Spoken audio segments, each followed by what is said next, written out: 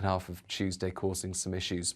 It's also going to turn increasingly windy in the northeast. Brighter skies towards the west, albeit with some showers into Wales and the southwest. And here we've got a strengthening wind as well as the day begins to close. Now, the showers in the southwest will move northeastwards during Tuesday night. And they won't tend to affect northern and eastern England as much, or northern Scotland once the main area of rains moves through, but it will be increasingly windy for Shetland, that's for sure. Gales or even severe gales by the end of the night. A very unsettled start in the far northeast on Wednesday. But for most of the rest of the UK, it's sunshine and showers on Wednesday. The showers particularly frequent for the south and the west, fewer showers further north and east. Similar again on Thursday with a mix of rain or showers and some sunny spells.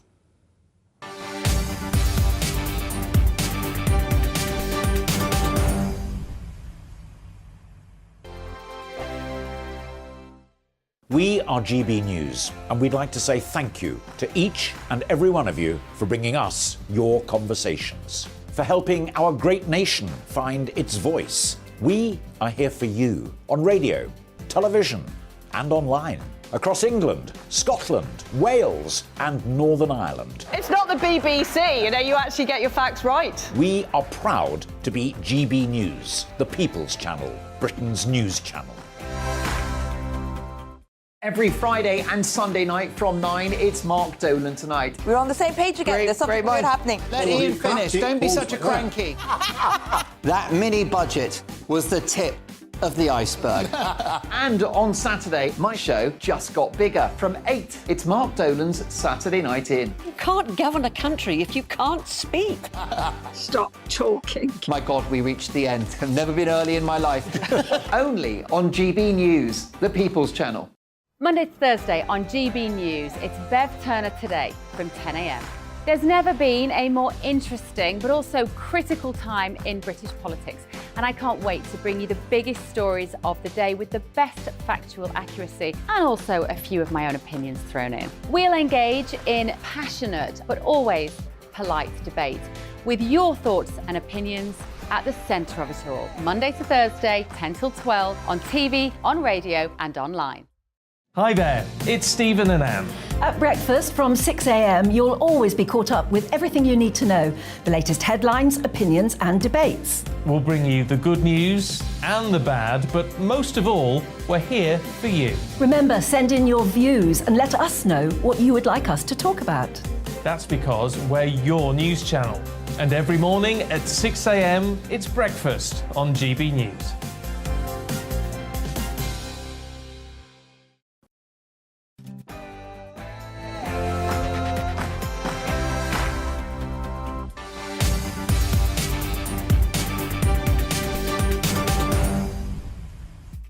Hello everybody, happy Monday. You're with me, Patrick Christys on GB News. Lots to get through between now and 6 p.m. £63 million to the French. That, apparently, is the amount of money it will cost to stop the small boats crisis, apart from the fact that we already know it won't really work.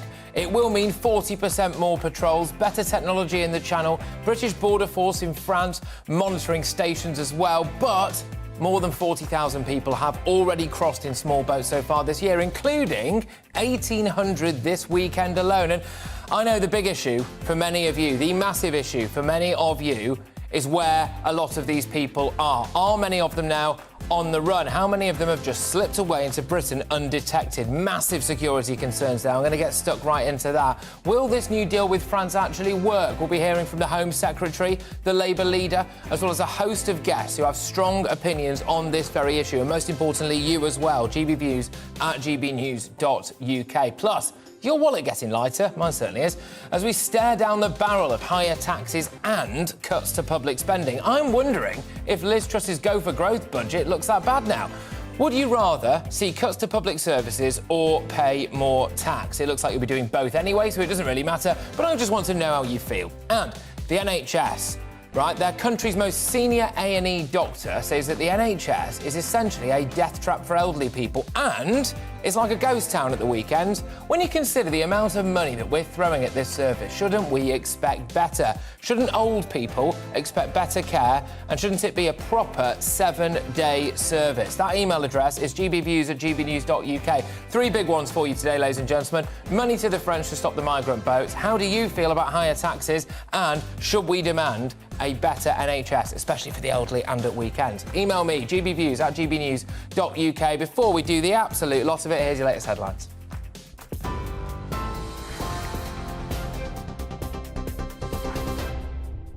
Good afternoon, 3 minutes past 3. I'm Rosie Wright, keeping you up to date. The UK and France have agreed a multi-million-pound deal to tackle the migrant crisis. Now, a quick warning, the video we're about to show you contains flash photography. The Home Secretary, Suella Braverman, signed the historic agreement, which will see a 40% boost in beach patrols, as well as British staff working in French border control rooms. The new deal is designed to stop people crossing the Channel illegally. Over 41,000 asylum seekers have made the journey so far this year. More migrants have arrived in the UK this morning. GB News has learned a dinghy carrying 10 people landed on St Margaret's Bay in Kent, with those on board fleeing when they arrived. It's understood 3 of them have been detained. Police and Border Force officials are searching the area for those who got away. Speaking in Bali ahead of the G20 summit, the Prime Minister, Rishi Sunak, says solving the migrant crisis is one of his top priorities.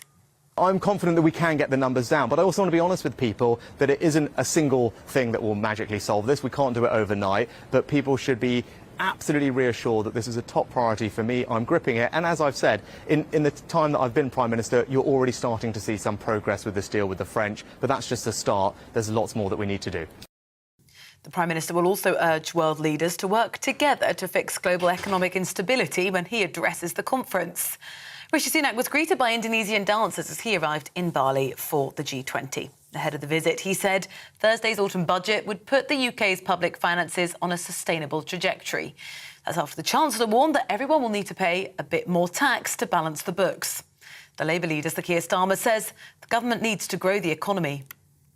The starting place is, I think, the emotion that many people will feel going into this autumn statement. Here's the government saying, tough choices, but it's tough choices for people who are being asked to mop up the mess that the government has made of the economy, billions of pounds because of their mismanagement of the economy. So it's all very well saying, well, you'll all have to pay more, but I think a lot of people will be saying, well, you made the mess in the first place.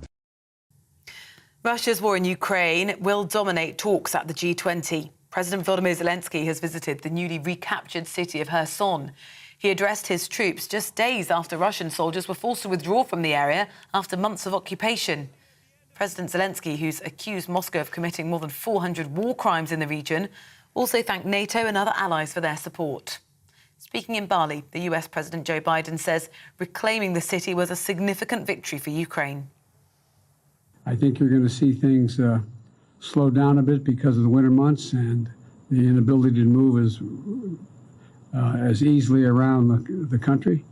But I think it remains to be seen exactly what the outcome will be, except that I'm confident that Russia will not occupy or defend Ukraine as they intended from the beginning.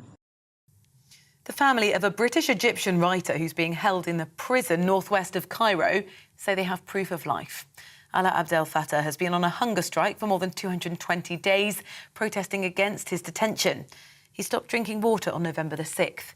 His sister says she's received a letter in his handwriting and it confirms he started drinking water again on Saturday. Gun salutes have been fired across London to mark the King's 74th birthday.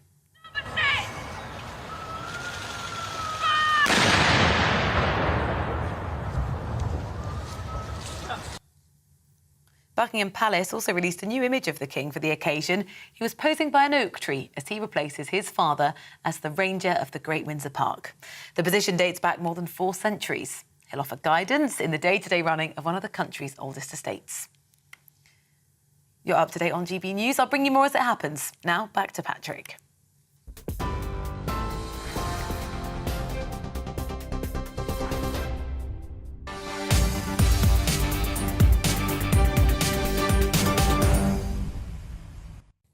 Nearly 2,000 migrants came across the Channel this weekend alone. Several of them just legged it into Britain and disappeared. This is a monumental security issue, but let me give you some more facts. The UK will pay France £63 million. That's an increase of £8 million for a 40% increase in the number of officers patrolling French beaches.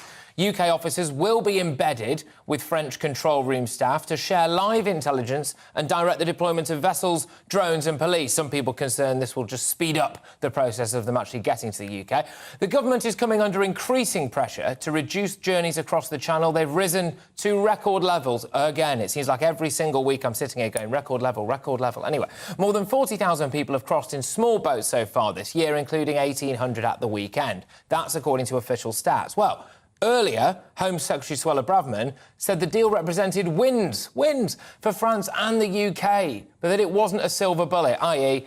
it won't work that much. Listen to this. There are several elements to the deal, and I think it represents a positive next step to our collaboration with the French. It's not going to fix it overnight, it's not a silver bullet, but I think for the first time we have some real wins for both the French and the UK. First of all, we'll see embedded observers. That means there will be British officers working on French soil, observing the work or working on the ground with French officers to detect and intercept the illegal migrants as they attempt to leave France. We'll be working hand in hand in the control rooms, managing intelligence and working with law enforcement bodies. There'll be a 40% uplift in the number of French gendarmes patrolling the French beaches, and there'll be stronger and closer collaboration when it comes to criminal law enforcement, intelligence collaboration and interception upstream, so that the organised immigration criminal gangs can further be disrupted and dismantled. Well, it's certainly a win for the French, isn't it? But Labour leader Sir Keir Starmer thinks this is a small step in the right direction.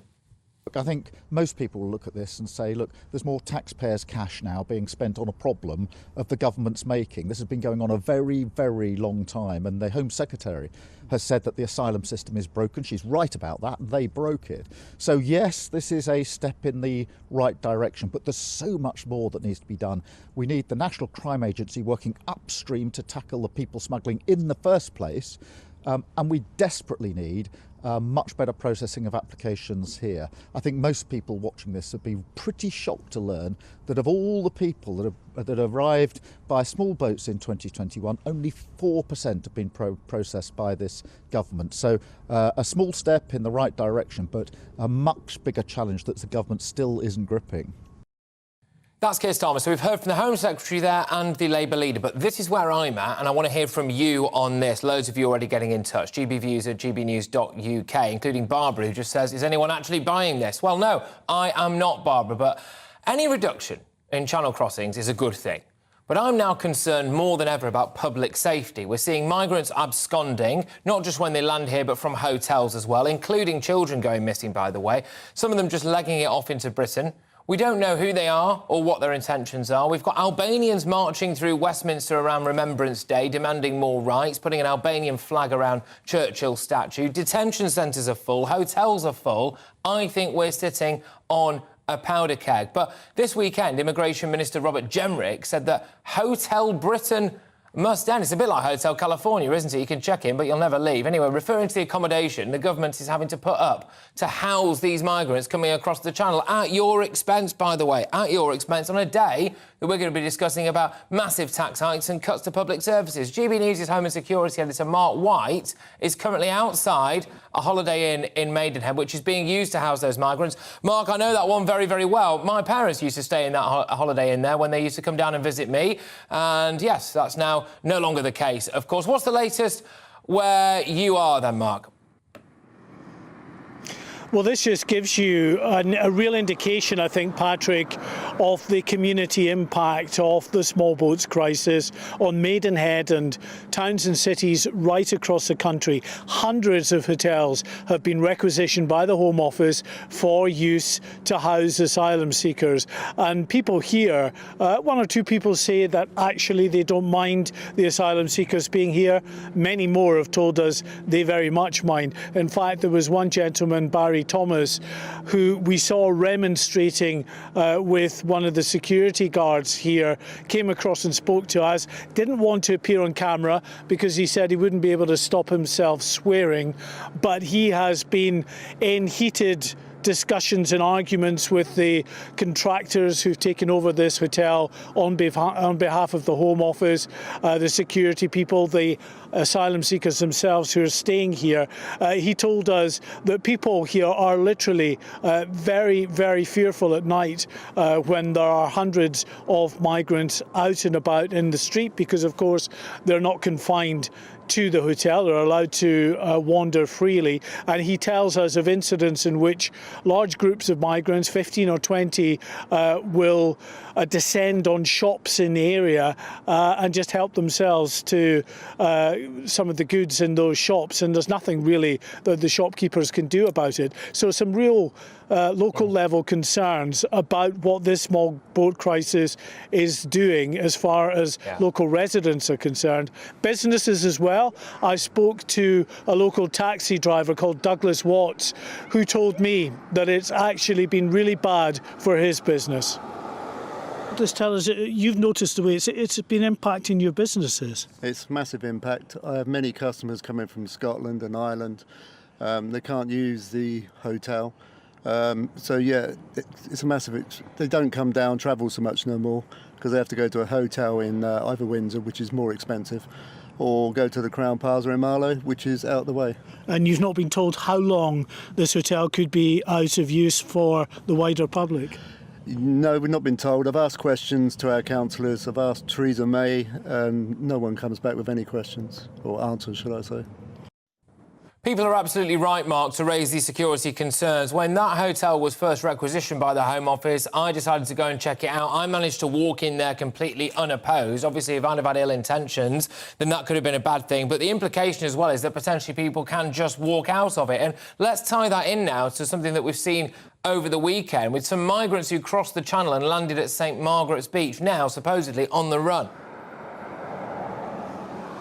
Yes, well, we're told by our producer in Kent that at least 300 people have crossed the English Channel again today, which would take the total for the past few days to more than 2,000 who've crossed the Channel. One particular boat landed on the beach at St Margaret's between Dover and Deal. 10 people were told on board. Again, our producer believes that they're Albanians. Of those 10 people on board that rigid inflatable, 3 of them have been apprehended after they ran off. Some 7 others are still unaccounted for, though. Authorities are currently looking for those individuals, so no sign of them as yet, but an indication of a change in the tactics, really, because a lot of the Albanians who are coming across don't actually want to get into the asylum system, because what they want to do is come across and work in the illegal economy. Not everyone, of course, but a very significant proportion of those coming across from Albania want to come and work in the illegal economy, or even more worryingly, to work for criminal gangs over here. Yeah, Mark, look, absolutely. Thank you very, very much, Mark White, our Home and Security Editor there, outside a Holiday Inn in Maidenhead, which is just one of many examples of migrant hotels popping up, security questions and concerns around that. Let's be honest, ladies and gentlemen, if people are getting in these boats, landing on our shores and then legging it, it's because they don't want to go through the asylum system, is it? And what does that say? But joining me now to talk more specifically about the actual deal that's been struck between our Home Secretary and the French is former Chief Immigration Officer at UK Border Force, Kevin Saunders. Kevin, thank you very much. A lot of people will be shouting at their TV screens now, going, another £63 million to the French, an increase of £8 million on last year. We've just had record numbers. Is boots on the French coastline and chaps and women in French control rooms going to make the slightest bit of difference? Certainly, I think putting our officers into the control rooms will be very helpful, providing they speak French, because we need to be in there with the French, because we're deploying more equipment for the French, more drones, lots of night vision stuff as well. So, yeah, our people in their control room is a good idea. An extra CRS gendarme on the beach is something to be applauded, quite honestly. Can I ask something? Can I just ask something and cut in that I don't know whether or not this is an obvious question, but I actually haven't really heard it asked that much before. They're all coming across in these boats, which must be being made somewhere. Can we not stop the manufacturing of these boats somehow? Is that not cheaper? Well, that would be the best idea. And in fact, I think some of your journalistic colleagues, I'm not sure if it was with your station, but certainly at one station, actually went hunting for where these boats are being made. And if journalists can find out where they're being made, I'm astonished that the joint intelligence agencies of the United Kingdom and France can't. These serious questions, Kevin. That raises incredibly serious questions, which is one would have thought the full might of the various different intelligence services around the Europe area would be able to discover where these boats are being manufactured, who was doing it, and then stop all of that. So it almost looks like they're willfully not doing that. I wouldn't like to say whether they're willfully not doing it or not. Certainly they were being made in Holland at one stage, and that was stopped. I mean, my information is that some of them now are being made in China and are actually imported directly into Europe. So that does ask a question about what's going on at customs controls across Europe, doesn't it? Well, exactly that. I mean, anyone who's trying to do a bit of business in Europe will know how difficult and how forensic they can be when it comes to what you're allowed to import and export and the checklist that they have there. One would have thought that, you know, dinghy large enough to fit 45 Albanians would raise some red flags, really, but alas, apparently not. Do the French actually want to stop this? Suella Braverman says it's a win for both sides, this deal. If people are just tuning in, let me fill you in on some of the details. 63 million quid to supposedly increase patrols on the France area by around 40%. That's 40. Increasing technology, drones, night vision accessories, etc. And British boots, I suppose you could call it, in French control rooms, monitoring the situation. But actually, some people are saying this isn't going to make a blind bit of difference because the French don't want to stop them anyway. Oh, I think that's an over-exaggeration, Patrick. I lived in France for 5 years during this, and the local residents of Calais are as fed up as their counterparts in Dover with them. That's why they probably want to wave them off, though, Kevin, isn't it? Are very anti the migrants because they do cause problems for them. So they would like the French government to get rid of them. And part of this deal is that we're giving the French, part of this money that we're giving the French is to upgrade their own reception centres. So what we need to do now is for the French to have another one of their purges, clear everybody out of northern France and move them off to central France and the southwest, and put them in reception centres down there. Very, very, very quickly, Kevin, very quickly, because I've got to move on. But I can completely buy the fact that people are absolutely terrified to leave their own homes at night. We've just heard from people in the area around a hotel in Maidenhead. I happen to know that one rather well, and if I lived next door to there and I had young children, I would be terrified in the evenings. That hotel, almost impossible to secure. Several hundred rooms, each of which with a window. Hop out, you're across the fields, you're away into Britain. But people who live around the Kent area and on coastal areas there, we're seeing migrants on the run left, right and centre. This is a catastrophic national security issue. It is. This is a real worry because we have no idea who these people are. We've already had somebody wanted for rape and somebody wanted, I think, for murder as well, get into the UK because we have no idea who these people are. They have no documents. They don't tell us who they are. So we can't check against any of our indexes. No. So we're lost.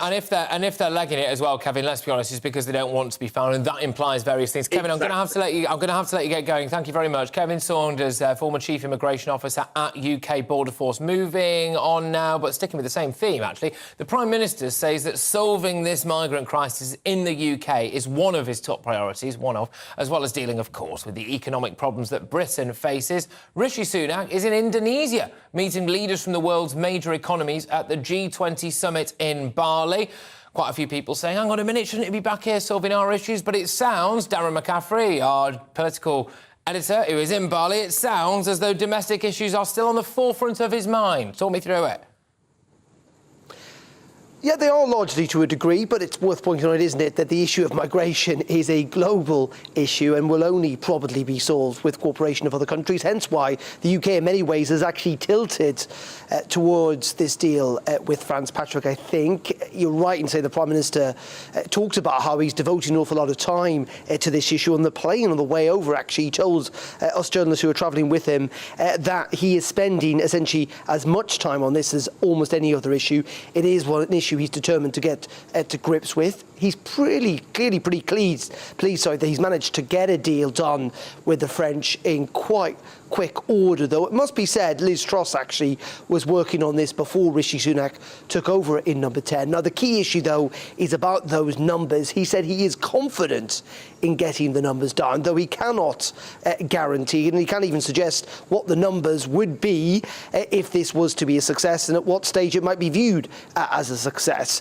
So we are going to have to wait and see. And that he's also very clear though that this is not going to be the single solution to all of this deal with France. He said that it is not going to be an issue that's going to be solved magically with one single kind of solution to all of this, that it won't be done overnight, and that involves, I think, as Keir Starmer was suggesting earlier on, trying to deal with the backlog of cases as well. But as I say, turning up here at the G20, having met Emmanuel Macron last week, he will be pleased that at least some agreement has been done, in the hope that those numbers the French have already prevented in crossing the Channel will somewhat increase. Yes, indeed, and I think you're absolutely right to say what constitutes success. What does success actually look like? Because I think people's versions of success differ radically depending on who you talk to and where you talk to them. But I just want to move it on slightly to something we're going to talk about just a little bit later on in the show, which is the economy, another one of Rishi Sunak's big issues. Jeremy Hunt has warned that essentially we're all going to pay more tax and there's going to be cuts to public spending, probably. What's the noises coming out of this gathering of economic powerhouses at the G20?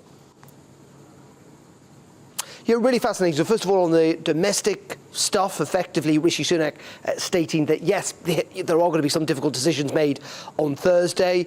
Clearly there's been an awful lot of attention on trying to work through the detail of that. Interesting though, kind of batting away some of the Conservative MPs and indeed others outside the party who've expressed concern that actually by raising taxes too much, by kind of reining in public spending too much, you actually potentially risk making this situation a hell of a lot worse by making the recession that we're likely to see over the next year or so a lot deeper. Now, Rishi Sunak responded to that by saying that actually what was needed more than anything was reassurance for the markets. We'd seen the mistakes that Liz Truss had made, and that frankly does mean actually tax rises for all of us, more likely to fall on the wealthiest, though there are still big questions about how far that will go, about where public spending may well end up, where big issues like the triple lock and pensions may well end up. Now, we're not going to get any of those details until Thursday, but, you know, Rishi Sunak would also point to the fact, and we see this at the G20 in the days to come, that it is not just the UK who are frankly facing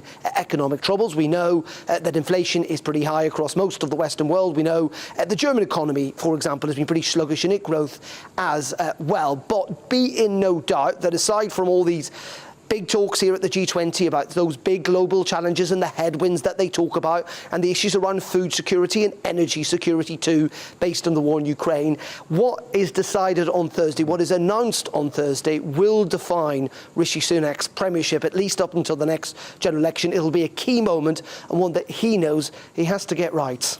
Darren, thank you very, very much. Darren McCaffrey, there, our political editor in Bali, bringing you up to date. And it does appear, then, that those domestic issues are at the forefront of Rishi Sunak's mind. One would hope so, given what we've got going on here. We are going to be talking very shortly about those economic issues facing this country. GBviews at gbnews.uk. Just quickly, a couple of you have been getting in touch. Well, actually, hundreds of you have been getting in touch, to be fair. But picking out a couple here. On that issue about the migrant boats, it's all very well and good striking a deal with the French. If you're just joining us, 63 large goes goes to the French now, 8 million more than last year, so they can supposedly anyway stop some of these boats coming through. Gordon, Barbara and several others making a very salient point, which is, why are these boats even there? Surely they have to be imported from somewhere. Surely they have to be manufactured from somewhere. And Graham makes the point that the French can stop sausages coming through from Germany, apparently, if they don't like them, but they cannot stop these small boats. It does make the mind boggle somewhat. But our other big issue, and it's what we're going to be talking about right away, is our economy. How do you feel? Is the money in your wallet diminishing? Jeremy Hunt has warned everyone that we're going to have to pay more tax ahead of his autumn budget this week. Cheers, Jeremy. Keep it light, mate.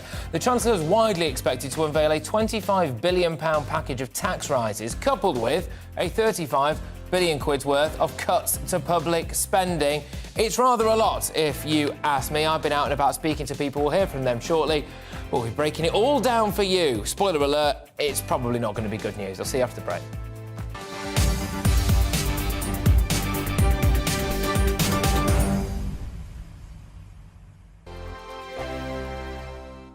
Every morning from 6 o'clock, we'll wake you up with GB News Breakfast with all the stories you didn't know from the night before. So whether it's serious news, entertainment or your own views from all over our great nation, we're here to kick off your day with a smile. The national media should be reflecting and reporting what's happening here. You will notice the northwestern accents. Whether you're with us on TV, radio or online, every morning, it's breakfast from 6 a.m. Hope you can join us. I'm Dan Wootton. Join me Monday to Thursday from 9 to 11 for the feistiest and most fun news debate on TV, where free speech reigns. I'll bring you a sharp take on the day's biggest stories, bombshell newsmaker interviews, and A-list guests. And I guarantee you, no spin, no bias, no censorship, and no reason to go to bed. That's Dan Wootton Tonight, Monday to Thursdays from 9 on GB News. Hello, I'm Simon Evans. Join me on GB News for Headliners at 11 p.m, where I'll be joined by two of the country's top comedians as we take a look at tomorrow's newspapers tonight. If it's a big story, we'll be covering it, I guarantee, but we'll also have some fun along the way. That's GB News Headliners at 11 p.m. We won't put you to sleep, unlike some of the other paper review shows out there. So join us, 11 p.m, 7 nights a week.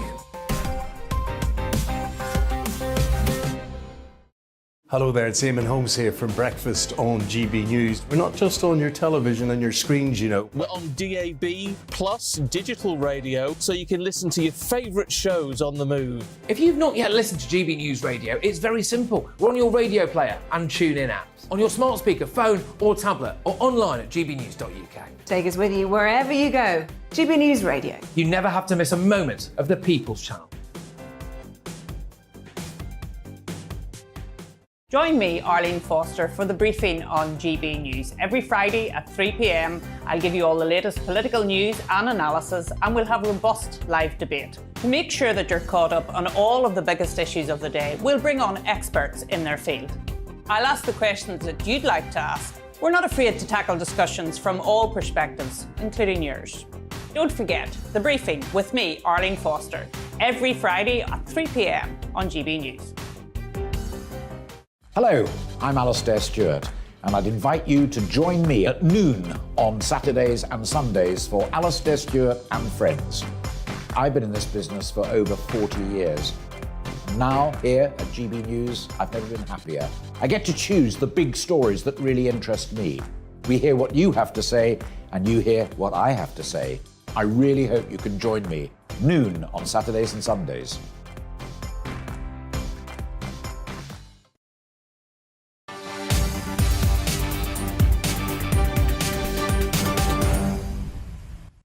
Well, it's kicked off in the inbox about the 63 million quid to the French. I'll come back to that. Do you actually think it's going to stop this small boat crisis? But we are being told to expect an increase in our personal tax. The good news never ends, does it?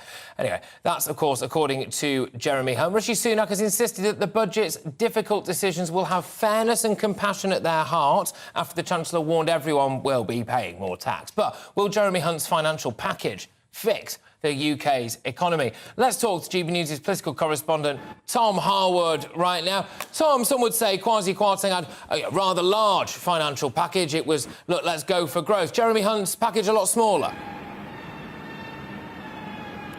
That's one way to put it, Patrick. I suppose what we really need to be looking at is what the terms of reference are for what the Chancellor is trying to do. This isn't about deficit elimination. This is about making sure that the share of debt to GDP is falling in the medium term. And by that, we expect he will mean within 5 years' time. Now, what would be that gap? It's not the size of our deficit as a whole, but it's around 50 or 60 billion pounds a year under current estimates. It's a movable figure as well, of course, because we know that there are some commitments that the state has made in recent months that depend on variables, the price of energy internationally being the most significant part of that, but also, of course, the growth rate of the country going forward too. So lots of moving parts in this budget, autumn statement, I should say. And indeed, while the Prime Minister is off in Bali, number 10 may well be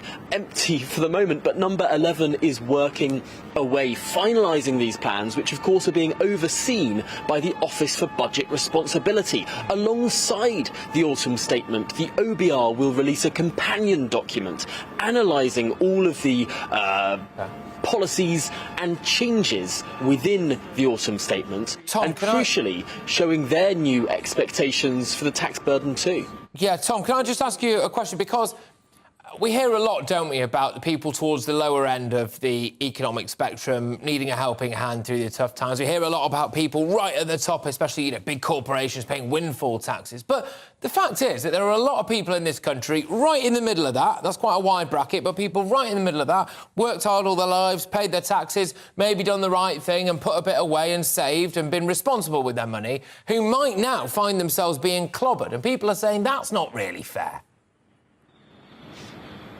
Yes, this is a really key political constituency. It's been named different things over the years, whether it's Mondeo Man or indeed Middle England, or as it became known under Theresa May, the Jams, the just about managing. Not the people at the very lowest end, but they feel they're just about getting by, could do with a bit of a helping hand every now and again. One of the really big issues for people who are sort of on that level in society, managing, but they could be doing better, could feel like they could have a bit more money at the end of the month, frankly, is the freezing of tax thresholds. This is an expected measure within the budget. Nothing announced until it's all announced, of course, but widely expected is the idea that tax thresholds will not rise in line with inflation. They'll stay where they are, meaning more people will be dragged into higher tax brackets than they necessarily should be. People who are in lower tax brackets finding themselves in higher tax brackets through no fault of their own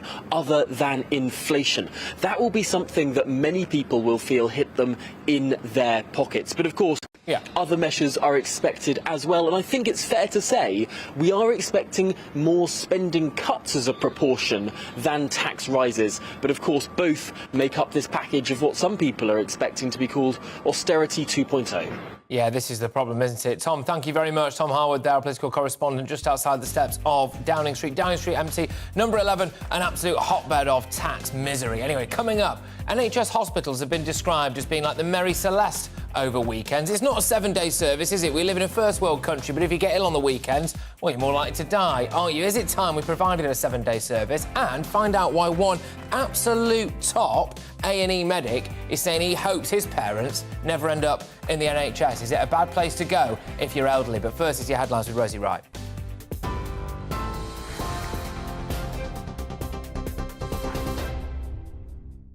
It's 3:35. I'm Rosie Wright, keeping you up to date. The UK and France have agreed a multi-million-pound deal to tackle the migrant crisis. Now, a quick warning, the video we're going to show you contains flash photography. The Home Secretary, Suella Braverman, signed the historic agreement. It will see a 40% boost in beach patrols, as well as British staff working in French border control rooms. The new deal's designed to stop people crossing the Channel illegally. Over 41,000 asylum seekers have made the journey so far this year. Speaking in Bali, ahead of the G20 summit, the Prime Minister, Rishi Sunak, says solving the migrant crisis is one of his top priorities.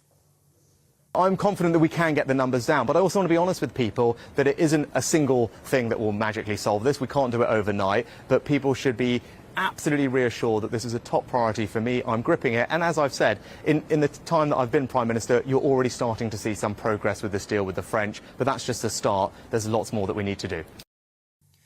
The Prime Minister will also urge world leaders to work together to fix global economic instabilities when he addresses the G20. Rishi Sunak was greeted by Indonesian dancers as he arrived in Bali for the conference. Ahead of the visit, he said Thursday's autumn budget will put the UK's public finances on a sustainable trajectory. The family of British-Egyptian writer Alaa Abdel Fattah say they have proof of life.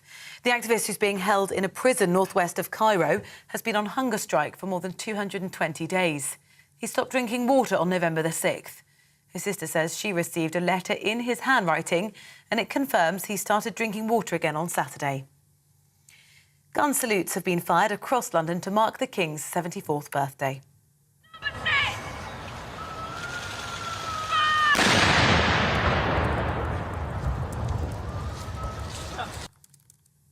Buckingham Palace also released a new image of the King for the occasion, posing by an oak tree as he replaces his father as Ranger of the Great Windsor Park. The position dates back more than 4 centuries.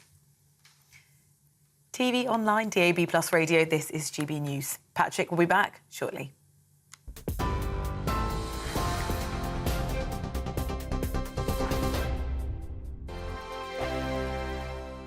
Monday to Thursday nights on GB News. At 6, it's Dubes & Co. 7 o'clock, Farage. At 8, join Mark Stein. And at 9, Dan Wootton Tonight, followed by Headliners. On TV, radio and online. This is GB News. Join my show Farage, 7 p.m. till 8 p.m. Monday through Thursday. And there you will get opinion, analysis, debate, and I'll cover stories that nobody else dares to touch. You've been cancelled. Join the club. Oh, my goodness me. And then for the last 15 minutes, talking pints. We're over a drink. We have a civilised conversation with someone. We very often disagree, but we do it in a grown-up way. Come and join me on Farage. We are GB News. And we'd like to say thank you to each and every one of you for helping our great nation find its voice. We're absolutely everywhere. Across England, Scotland, Wales and Northern Ireland. On TV, on radio and online. We're proud to be the People's Channel, Britain's news channel. On the Mark Stein Show, we cover the stories a lot of people are scared even to mention. The stuff that really matters with some of the world's biggest thinkers. Now is his opportunity to kind of take the steering wheel of history. Break away from the flock at 8 o'clock on GB News with the Mark Stein Show.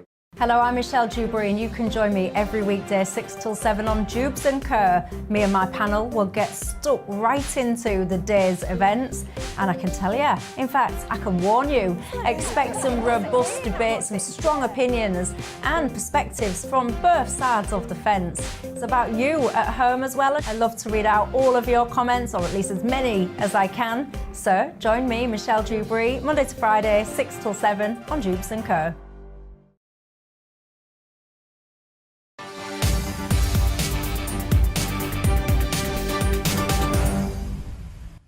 Yes, welcome back, everybody. Now, very, very shortly, I'm going to be talking about a topic that I know is close to a lot of your hearts, and that is our National Health Service, the NHS. 2 important points have come out on it today. We've had a top A&E medic, the top one, actually, saying that he desperately hopes that his elderly relatives don't end up under NHS care. He says it's a lobster trap, some would argue potentially a bit of a death trap as well, saying that it's not good enough for the elderly. A lot of people there end up in dire straits. Old people, not a priority. How do you feel about that? But another one as well that I know does the rounds every now and again. How dare you and I, lobbing a load of our tax money and a percentage of our GDP, a huge percentage of our GDP, off to our National Health Service, how dare we expect that it becomes a 7-day service? Why is it that it resembles, and I'm quoting now, the Marie Celeste on Friday afternoons and throughout the weekends? How on earth are they going to hit targets? How on earth are they going to make people better if you get ill at a weekend, if it's basically like a ghost town? So 2 big key issues there that we're going to discuss throughout this show very shortly with a top doctor. But before that, lots of you have been getting in touch with your thoughts on this imminent Jeremy Hunt budget, which apparently is going to be miserable. GBviews at gbnews.uk.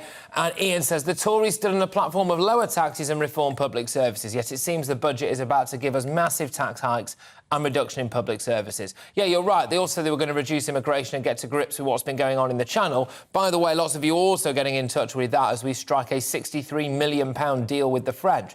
David says, overseas aid should be postponed for 3 years and the money used to fix this financial black hole. This is, of course, the idea that we're going to get around 20 billion quid's worth of increased tax revenue, 35 billion quid's worth of cuts to public services. Apparently, that's a big black hole for us to fill. Some of the areas that could be used to fill it, some would argue, is money to Ukraine, foreign aid in general, what's been going on in the Channel. Mick adds, I've just qualified for my pension. I wasn't going to claim it to help with government finances, but after Sunak is going after everyone's money, I'm filling out the forms now. And I don't blame you. It is incredibly tough times for a lot of people. I can't help but wonder whether history will favour Liz Truss's budget a little bit more than it did initially. People maybe think it wasn't given the chance that it deserved. But moving on from that, over now to this NHS issue, which I know is a massive issue for absolutely everybody, frankly, because, well, we all have health, don't we? NHS hospitals are like the Mary Celeste on Friday afternoons. That's according to Dr. Andrew Stein, who's a consultant kidney specialist.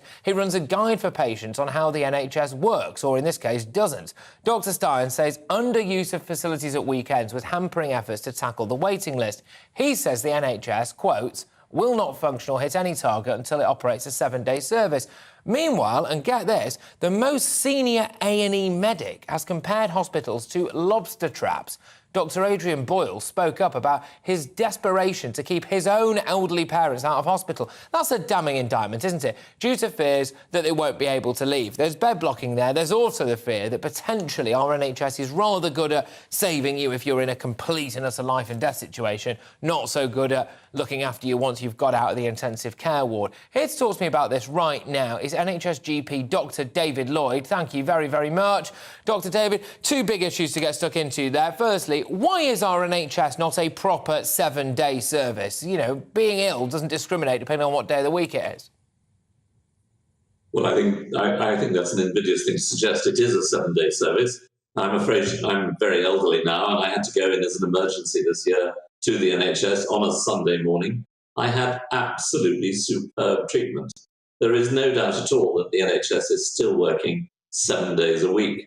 And it has always been the way that things work is that at the weekends you're not doing routine work because it's all packed in during the week. I think as we're trying to get rid of this backlog, increasingly some of my patients are being treated routinely at the weekends. They're going in for scans, they're going in for minor procedures. So we are picking up things at the weekend. Hospitals are looking busier. But no, it is a 7-day service and always will be a 7-day service. Well, just from anecdotal evidence, so that's my family and speaking to a lot of people I know as well, when they've had relatives who've got ill at the weekends, for example, they have or been in hospital for a prolonged period of time, pretty much everyone I've spoken to says they've noticed a bit of a drop-off at the weekends. That is the view of Dr. Andrew Stein. He says that things that you alluded to there, such as maybe more routine things, so more routine operations, CT scans, he says, are not taking place with the regularity that he would like at the weekends. If we're going to get past this backlog, which is roughly 7.07 million patients currently, in England alone, I believe that is, waiting for various different NHS treatments, it's going to have to be exactly the same as a weekend as it is midweek. Surely that's not too much for people to ask, is it? So I think that's an enormous topic. If you want to have a world-beating NHS like we used to, and like we deserve to, and like we need for GB UK Limited to actually survive in this world, we've got to invest so that people are there to work at weekends. Totally agree with that.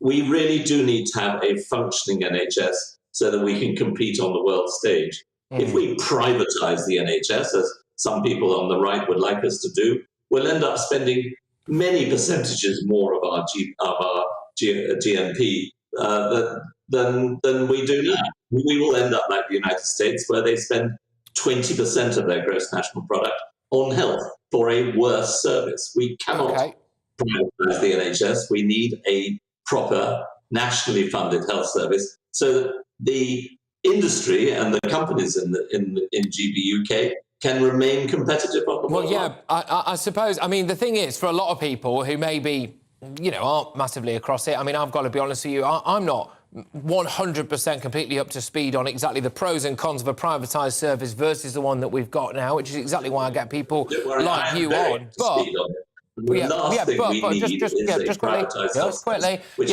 a lot of people this country is heading for. Yes, and, as I was saying, what I think a lot of people are concerned about now is if they can't get routine care, they're waiting absolutely ages in A&E. If their elderly relative has a stroke, they wait a heck of a long time for an ambulance. They don't necessarily get good care at a weekend. And, you know, there's potentially nurses' strikes and they can't get referred to for cancer treatments, etc. Then people might start to be wondering, well, we'll just try something else anyway then. I don't really care what it is. Let's just privatise it. But on that issue then, if privatisation isn't the answer, surely there has to be some look at the way that the money is divvied out. So if we as a nation can't afford to be spending too much more on the NHS than we're already doing, then that money has to be spent better. Are there layers and layers and layers of management structures there that can be refined? We have one of the lowest spends on management in any health service in the world. Again, if you look at the United States, an average GP will have 10 or 20 people working in the back office just trying to get the bills paid. I have nobody working in my back office except for managers who are running our service to make sure the frontline services work as they should. So we are a very efficient organisation. No, the answer is it's about priorities, and everybody knows, I'm sorry everybody's going to say these things over and over again. We have got to prioritise the things in our budget that are being shown historically and by proper research that actually make a difference to GB UK. Can I just ask, do you, as you're an NHS GP, do you do private work as well? I don't do any private work at all. I work 5 days a week because I'm semi-retired now. I work 5 days a week for the NHS, and that is it. That used to be 7 days. What do you make of people who do GPs especially, who do private work as well as NHS work? Some people say, well, actually, if they just worked in the NHS, then maybe we could clear a backlog quicker. I think that's a very difficult question that you need to ask patient people who work privately. I think that I'm ideologically opposed to working privately, and so I wouldn't ever dream of doing that myself. But I do. There is a mixed market, and this country is a free country, so you can do what you want. But the answer is not to totally privatise the whole thing. Otherwise, we will really be bankrupt. OK, all right. Oh, and just very lastly, very lastly, very quickly, what do you make of this statement from a top NHS A&E doctor, Dr Andrew Boyle? He's saying that he's doing everything he can to keep his elderly relatives out of the NHS because he thinks it's like a lobster trap. He says, I mean, is it just like a death trap if you're elderly? Not at all. If I have one of my elderly relatives who is seriously ill, I would much prefer them in an NHS hospital than anywhere else. It's, I'm afraid, I think most people I know say that they get fantastic care at the moment. Once you get through the backlog, once we've got through this backlog, and they actually get into hospital, our patients get an amazing service, and I can vouch for that both personally as a patient and as a GP who's seen the way my patients are being treated.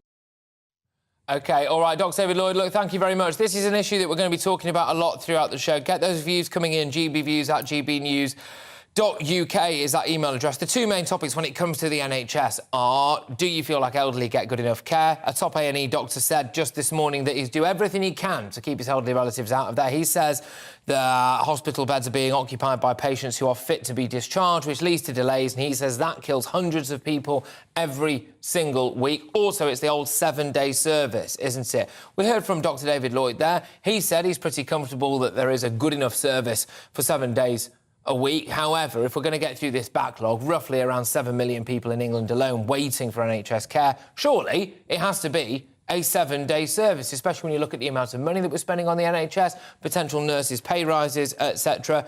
Do we all have to put our shoulders to the wheel and get through this backlog by providing a proper, full 7-day service? Because one top doctor said it resembles the Mary Celeste at the weekends. But we're just moving away from that now, and an issue I mean, it was gripping the headlines, wasn't it? A year ago today, in fact, because Ahmad al-Swalamin blew up a taxi outside Liverpool Women's Hospital. Remember this? It was the one where the chap, thankfully anyway, only killed himself. But although the bomber was the only person to be killed in the blast, the incident shocked the country. It was considered an act of terrorism. It's a chap who tried to get asylum here for a very long time, got in the back of a taxi, blew himself up outside this hospital, which, from memory anyway, is Europe's largest maternity ward. Our North West of England reporter, Sophie Reaper, has spoken to a security guard who was actually on duty that fateful day. An act of terrorism that rocked the nation. 1 year ago today, as people around the UK gathered to mark Remembrance Sunday, one man had other ideas. On the morning of November 14th, 2021, Ahmad al-Swalamin booked a taxi to take him from Rutland Avenue to Liverpool Women's Hospital. As the vehicle arrived at the destination, he detonated a homemade explosive device which engulfed the taxi in flames. Driver David Perry miraculously escaped. Swalamin did not. One man who saw it all unfold was Darren Knowles, who was working as a hospital security guard at the time. I was just at the side of my car on my brake, pumping my tyre up because it had a bit of a flat tyre. Next minute, I seen the taxi rush in, and I looked over thinking, why was it speeding? Because you don't really see that at hospital. And then next minute, I just heard a slight bang and saw grey smoke and black smoke. So like coming from the front of the car, so we ran over, saw the taxi driver get out, grabbed him, tried to go back for his takings, his mobile phone and everything. And I just held him back, saying, no, it'll probably go up again. And he told me basically what had happened, and there was a terrorist inside the car. How do you think the people of Liverpool were impacted by this act of terrorism?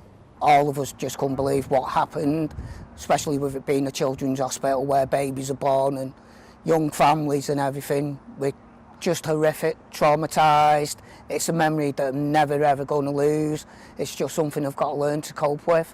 A year on, although the day-to-day may have returned to normal, there is a sense that things will never be the same at Liverpool Women's. In a statement, the hospital's chief executive said, whilst we can be grateful that the absolute worst did not happen, there is no escaping the fact that there was intent to cause significant harm. The scars on our buildings have diminished, but some of the deeper scars of that terrible intent remain. Now, although a full year has elapsed, the people of Liverpool will never forget this act of terror against their proud city. Sophie Reaper, GB News. Yes, a year ago today that was, and I'm just going to read you a couple of things about that case there, terrible as it was. So the Liverpool bomber, Ahmad al-Swalamin, had an asylum claim rejected on multiple grounds 6 years before he attempted to detonate that homemade explosive. So he was rejected twice, actually, as it happens. He was rejected back in 2014 and then again in 2020. There are also serious question marks, as I'm sure a lot of you will remember from the reporting on that case.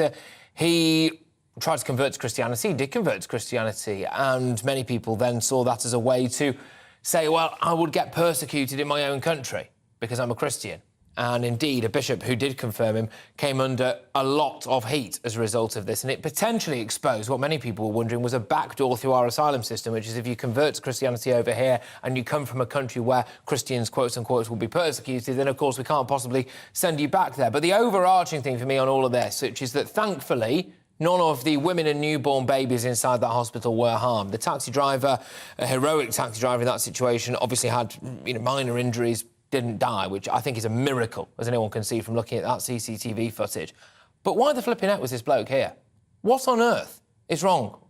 Ahmad al-Swalamin rejected on multiple grounds for his asylum case 6 years before he attempted to detonate himself outside a maternity hospital. We are almost inviting this on ourselves, aren't we, with a shocking deportation system.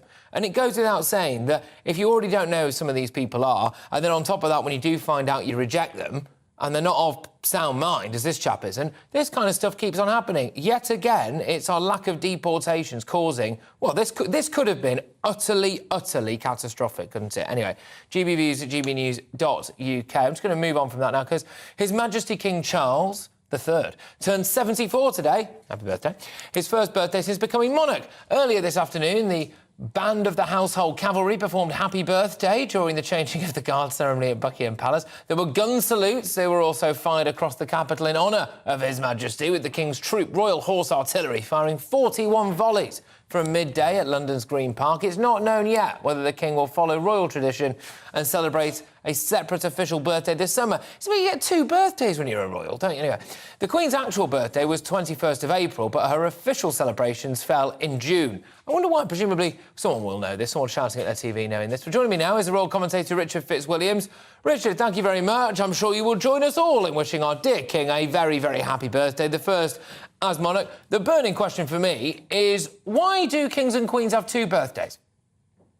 Well, as you've noticed, we're in November. Now, it so happens that this is a mild November so far. Let's hope it stays that way with all the problems with the energy we've got or not got throughout the winter. But here's the problem. In 1748, George II also had a birthday in November, and he wanted it to be a celebration for the nation. And of course, what better idea than to have 2? So we wonder, I'm sure that Prince Charles will follow the royal tradition of having 2 birthdays, because then you can choose one in June and then hope that the weather's going to be absolutely perfect for trooping the colour, which frequently, obviously, it turns out to be. And these gun salutes are rather significant too. It's very interesting. The King's Troop Royal Horse Artillery fire 41 guns, and they were founded by George VI, the Queen's father, in 1947, and in honour of her father, the Queen kept the name to the King's troop, and of course now we have a new king, and the Honourable Artillery Company, 62 gun salute in the city, and they date back from Henry VIII, so it's all very historic. It is. It is indeed, yes, absolutely. Richard, thank you very much. And I think the way that you talk, you talk like a chap who deserves 2 birthdays of his own, actually, Richard. Thank you very, very much. Richard Fitzwilliams there, the royal commentator, just reacting to the fact that it is, of course, our dear King's birthday. Happy birthday, Your Majesty. Anyway, right, those of you who've been getting in touch as well, gbviews@gbnews.uk. As ever, I want to hear from you. 3 kind of biggies for you today, ladies and gents. We've got what's going on in terms of us giving 63 million quid to the French to hopefully do something about the small boats crisis. 1,800 came over the weekend alone, and plenty of them absconded as well. Huge national security fears. We've also, on top of that, got tax. How do you feel about the idea you might be dragged into a higher tax bracket? Do you think we should cut public spending instead? Spoiler alert, looks like we're going to be doing both. We've got all of that, and the NHS. Is it a bad place to be if you're elderly? Is it a bad place to be if you get sick at the weekends? gbviews@gbnews.uk. Loads to get stuck into between now and 6 p.m. But of course, it is that time where we're going to go to get your latest headlines very shortly after this short break.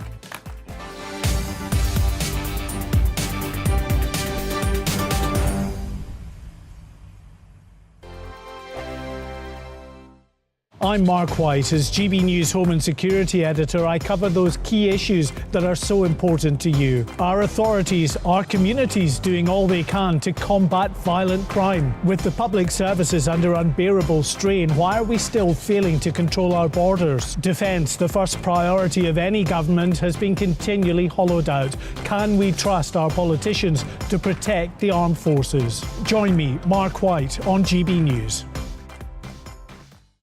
We are GB News, right across the nation. You can get us on television, on radio, on digital. We're absolutely everywhere. Amazing! You see, amazing! You remind me of me in the European Parliament. But here's the most important bit. We are not part of the mainstream establishment. We think and speak just like you do. We are the People's Channel. Magnificent. That's really, really thoughtful. Come and join us on GB News, the People's News Channel.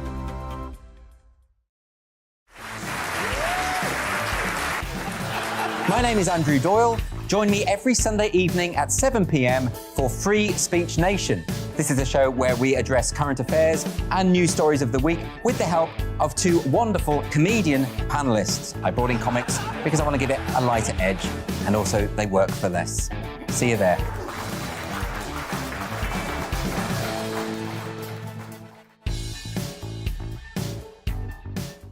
Join me, Arlene Foster, for the briefing on GB News. Every Friday at 3 p.m, I'll give you all the latest political news and analysis, and we'll have robust live debate. To make sure that you're caught up on all of the biggest issues of the day, we'll bring on experts in their field. I'll ask the questions that you'd like to ask. We're not afraid to tackle discussions from all perspectives, including yours. Don't forget, the briefing with me, Arlene Foster, every Friday at 3 p.m. on GB News.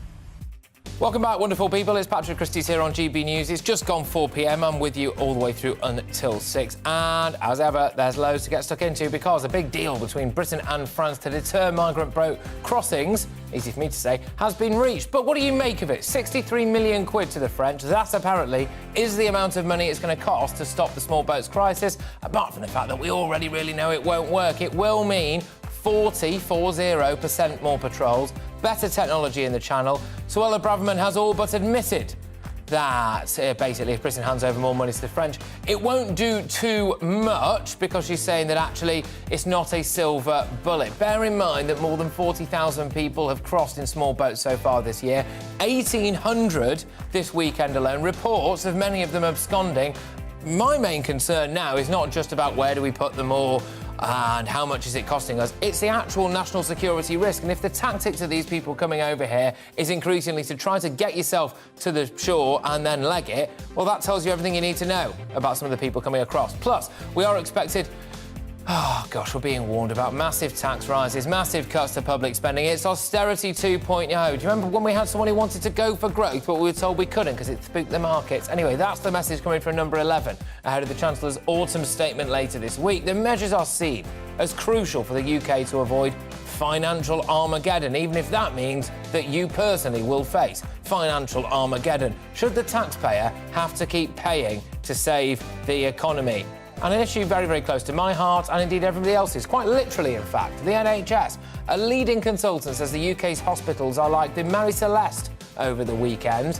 He's called for doctors to be operating a 7-day full-capacity service. I can't believe we don't already. We're a first-world country. We give a shed load of cash to our NHS. Why is it that if you get ill at the weekend, you're less likely to get good care? Is this another example of the NHS in crisis? Is it time, dare I ask, to privatise the flipping thing? And don't forget to let me know what you think about all of these big topics we're covering today. We've got the migrant crisis, we've got tax rises, and of course, we've got the NHS crisis. GB Views at gbnews.uk. Before that, it's Polly with your headlines.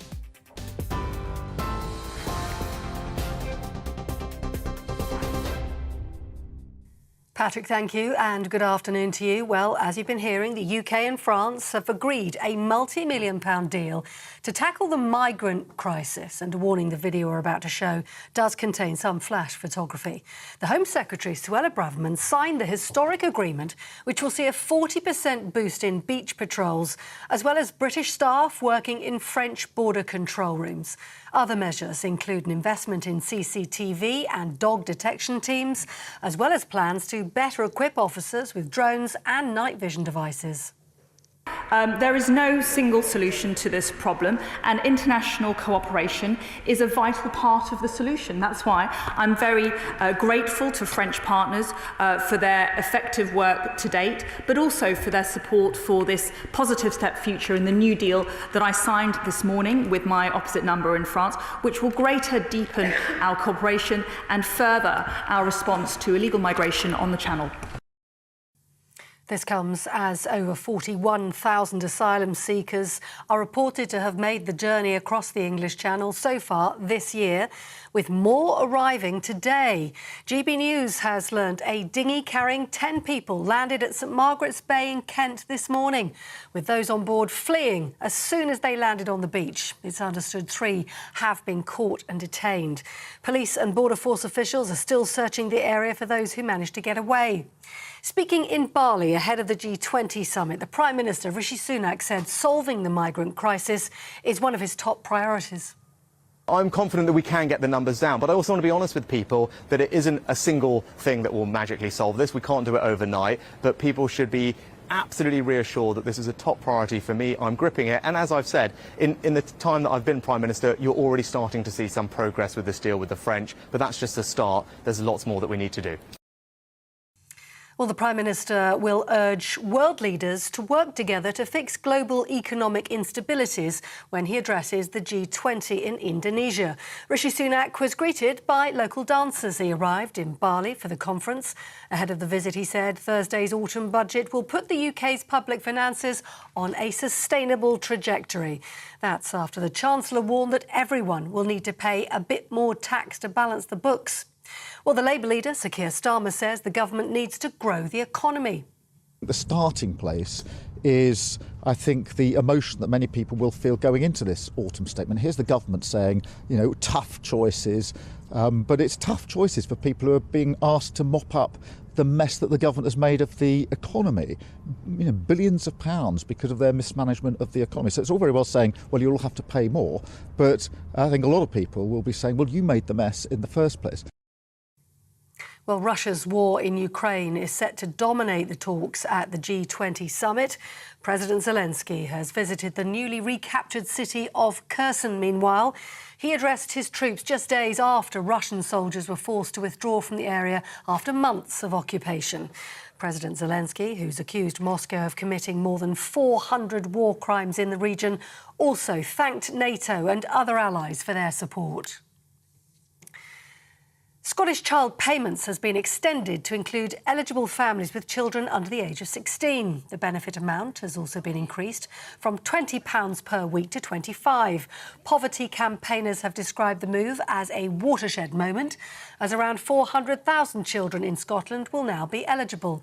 First Minister Nicola Sturgeon says it's the most important policy of the past decade. This benefit is not available anywhere else in the UK.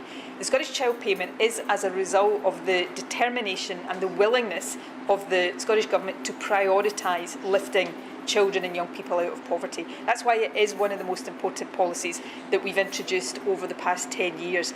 It is about helping people now, and 400,000 young people will now be eligible for this benefit, but it's also about investing in the long term. Now, gun salutes have been fired across London today to mark His Majesty the King's 74th birthday.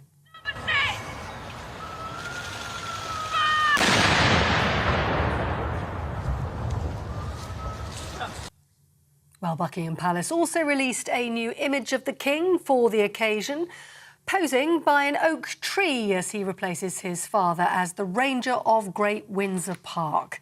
The position dates back more than 400 years. In the role, he'll offer guidance in the day-to-day running of one of the country's oldest estates.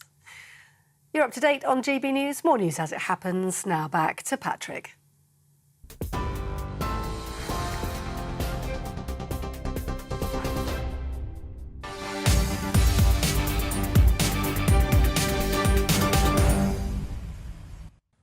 So, Britain has signed a multi-million-pound deal with France to apparently help stop the growing migrant crisis in the Channel. The UK will pay France 63 million quid. That's an increase of £8 million on last year for a 40% increase in the number of officers patrolling French beaches. That is an attempt to stop illegal immigration.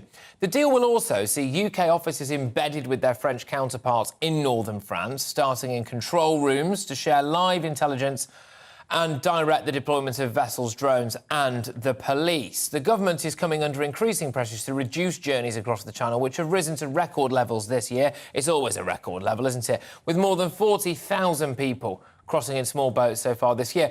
1,800 this weekend alone, by the way. That's according to official figures. And rather concerning indeed, reports of several of them absconding. This comes as the official reports as well of hundreds of people going missing from migrant hotels, many of them children. We've got a lot of people, clearly, as well, who want to just get off a boat, leg it and disappear into Britain and join the criminal underworld. But earlier, the Home Secretary, Suella Braverman, said that the deal represented wins for France and the UK, but that it wasn't a silver bullet. There are several elements to the deal, and I think it represents a positive next step to our collaboration with the French. It's not going to fix it overnight, it's not a silver bullet, but I think for the first time we have some real wins for both the French and the UK. First of all, we'll see embedded observers. That means there will be British officers working on French soil, observing the work or working on the ground with French officers to detect and intercept the illegal migrants as they attempt to leave France. We'll be working hand in hand in the control rooms, managing intelligence and working with law enforcement bodies. There'll be a 40% uplift in the number of French gendarmes patrolling the French beaches, and there'll be stronger and closer collaboration when it comes to criminal law enforcement, intelligence collaboration and interception upstream, so that the organised immigration criminal gangs can further be disrupted and dismantled. Well, I suppose if there's a 40% increase in patrols, many of you might be thinking, I expect to see a 40% reduction in the amount of people crossing the channel. It's not quite as simple as that. One solution potentially could be to do a bit more to stop these boats actually being manufactured and making their way to Calais. Could that be an option? Could it be that now we have to resort to essentially really going after these criminal gangs who are fronting up the migrant operation? But Labour leader Sir Keir Starmer was in, I mean, for him it's hard to tell, but a relatively buoyant mood. He said that it was a small step in the right direction. Look, I think most people will look at this and say, look, there's more taxpayers' cash now being spent on a problem of the government's making. This has been going on a very, very long time, and the Home Secretary has said that the asylum system is broken. She's right about that. They broke it. So, yes, this is a step in the right direction, but there's so much more that needs to be done. We need the National Crime Agency working upstream to tackle the people smuggling in the first place, and we desperately need much better processing of applications here. I think most people watching this have been pretty shocked to learn that of all the people that arrived by small boats in 2021, only 4% have been processed by this government. So a small step in the right direction, but a much bigger challenge that the government still isn't gripping. Yeah, that was Keir Starmer there. I must say, as he was talking, I just got a little bit of breaking news in my ear, right on cue. I'm going to throw straight over to Mark White, our Home and Security Editor. Mark, sorry, as I understand it, you've got some update on the numbers, is that right, coming across the channel? Yes, certainly a real need for the politicians to do something clearly in terms of the numbers crossing, because GB News can reveal that now the number crossing the English Channel since the beginning of January this year has passed 42,000. Now, after 1,800 plus crossed on Saturday and Sunday, that total stood at 41,738.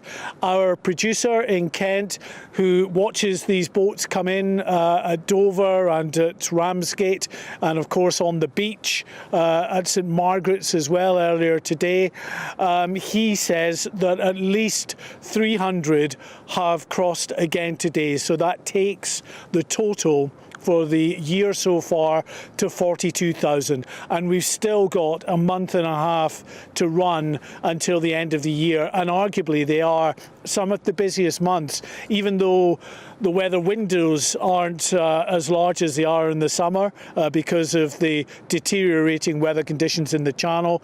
The difference is a lot of these people that have been working, say, on the farms in northwestern France, doing fruit picking and other jobs there to earn some money before crossing the English Channel, well, that season has ended now, so they are coming in ever-increasing numbers to the coast of northwest France to cross to the UK. Our producer was in Dunkirk, around Dunkirk, over the weekend there, and he saw dozens of makeshift camps springing up around that community there, counted at least 5,000 to 6,000 people at these camps. So you can see an awful lot of people still on that side of the Channel wanting to get across to the UK. The total now standing at 42,000. And that will have some very real local impacts on communities like here in Maidenhead. Of course, this Holiday Inn was taken over some 6 months ago, like hundreds of hotels right up and down the country. I've been speaking to people throughout the day here who talk about the impact that it's had, not just on their local area here, but also to their business, including one local taxi driver, Douglas Watts, who told me that it's been bad for his business. Douglas, tell us, you've noticed the way it's been impacting your businesses. It's massive impact. I have many customers coming from Scotland and Ireland. They can't use the hotel. So yeah, it's a massive.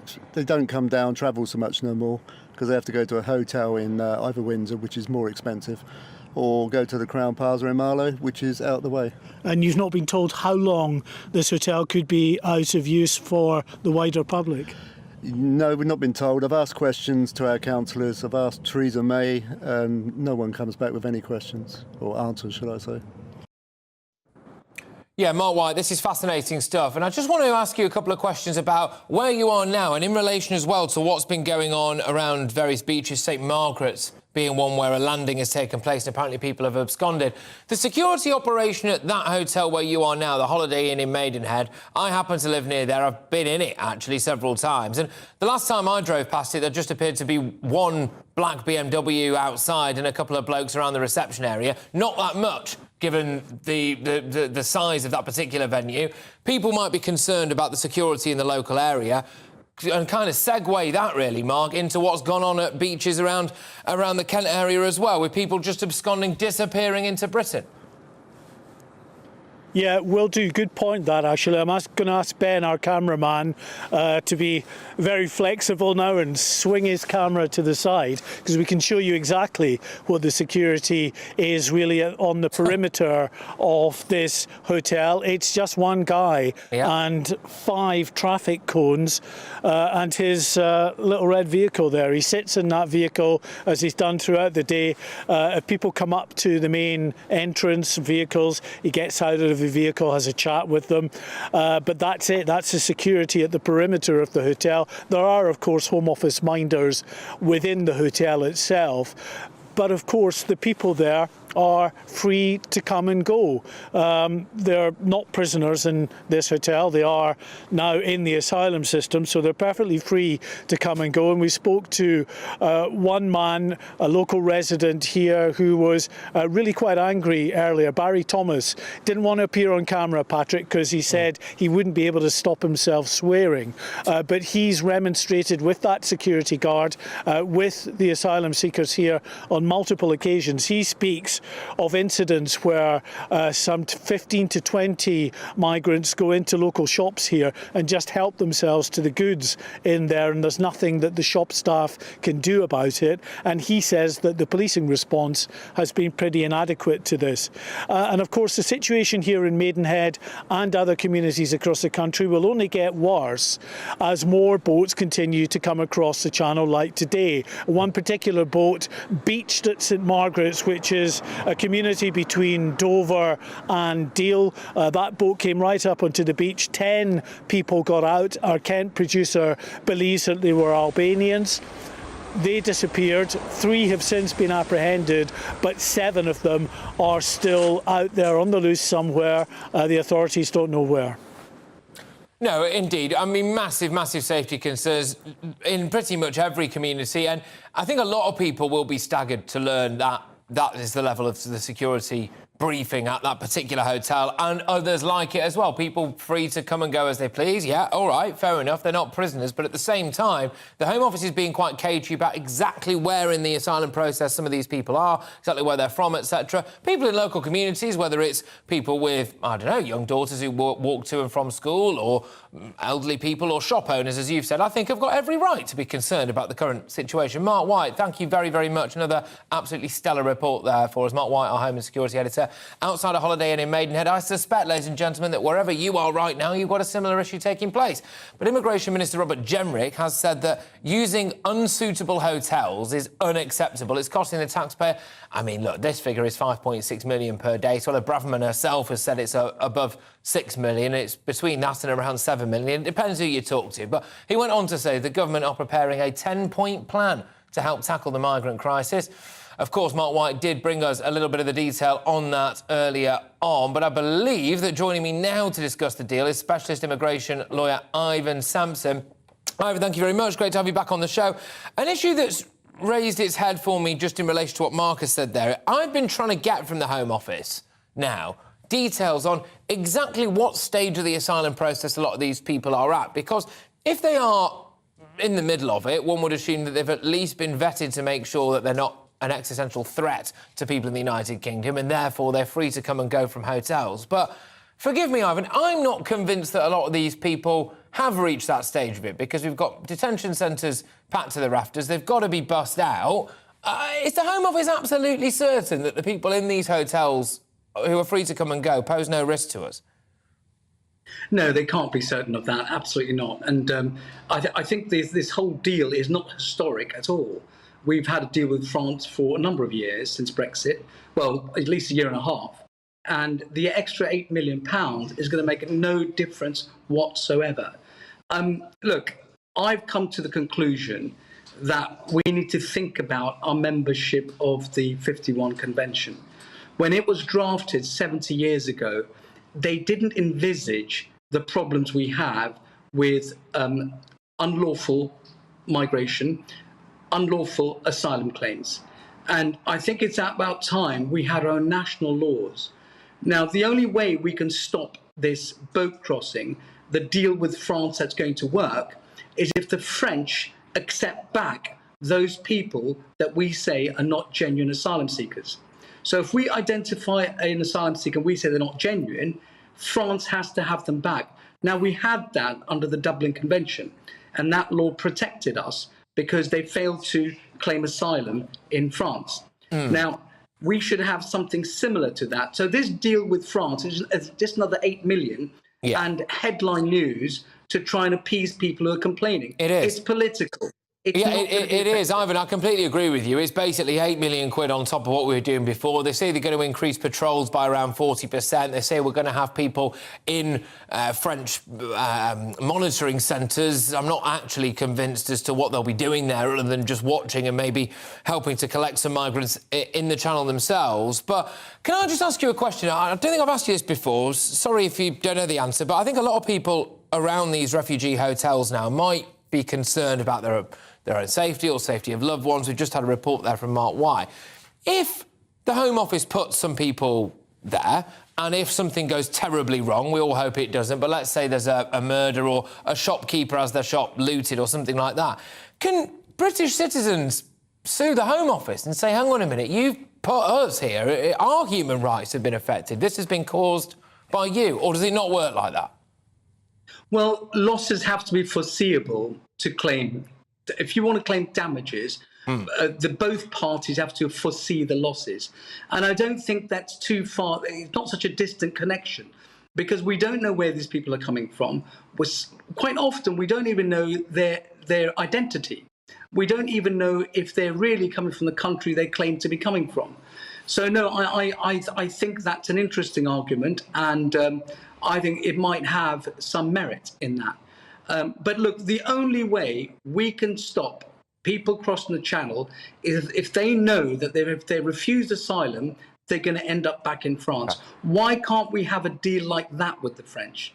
We had it with the Dublin Convention. Why isn't Braverman going to say to the French, well, if we decide this person's not I think we've lost. Send them back? Now, if I'm not a genuine asylum seeker, I wouldn't want to go, because I know for a fact if I fail, I'm coming back to France. Why would I make the journey in the first place and pay people to do it?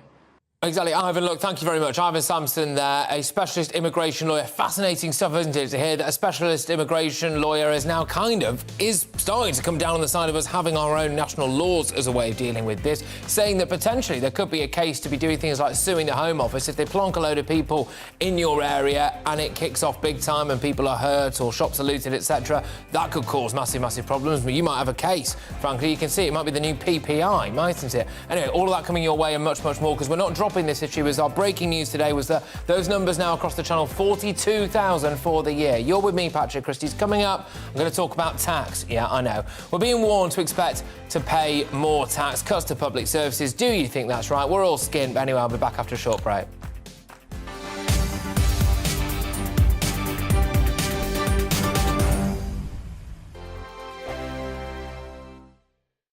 My name's Tom Harwood, and join me 9:30 a.m. every weekday for The Briefing, your one-stop shop for everything you need to know about what's going on in politics today. I wonder if this is a deal that might need to be like the biscuits in this factory, twice baked. Is there not an opportunity here to win out against the extremes? Tom Harwood, GB News. What are you going to do about it? Things should have been done differently, and they certainly are being done differently. Don't miss it. The Briefing with me, Tom Harwood, 9:30 Monday to Friday on GB News. Hello, I'm Alastair Stewart, and I'd invite you to join me at noon on Saturdays and Sundays for Alastair Stewart and Friends. I've been in this business for over 40 years. Now, here at GB News, I've never been happier. I get to choose the big stories that really interest me.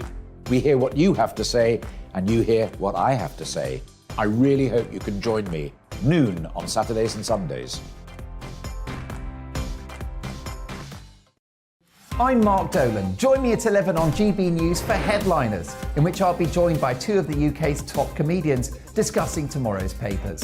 If it's an important story, we'll cover it, but we'll have some fun along the way.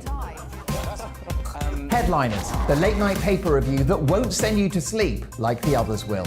7 nights a week at 11 p.m. on GB News.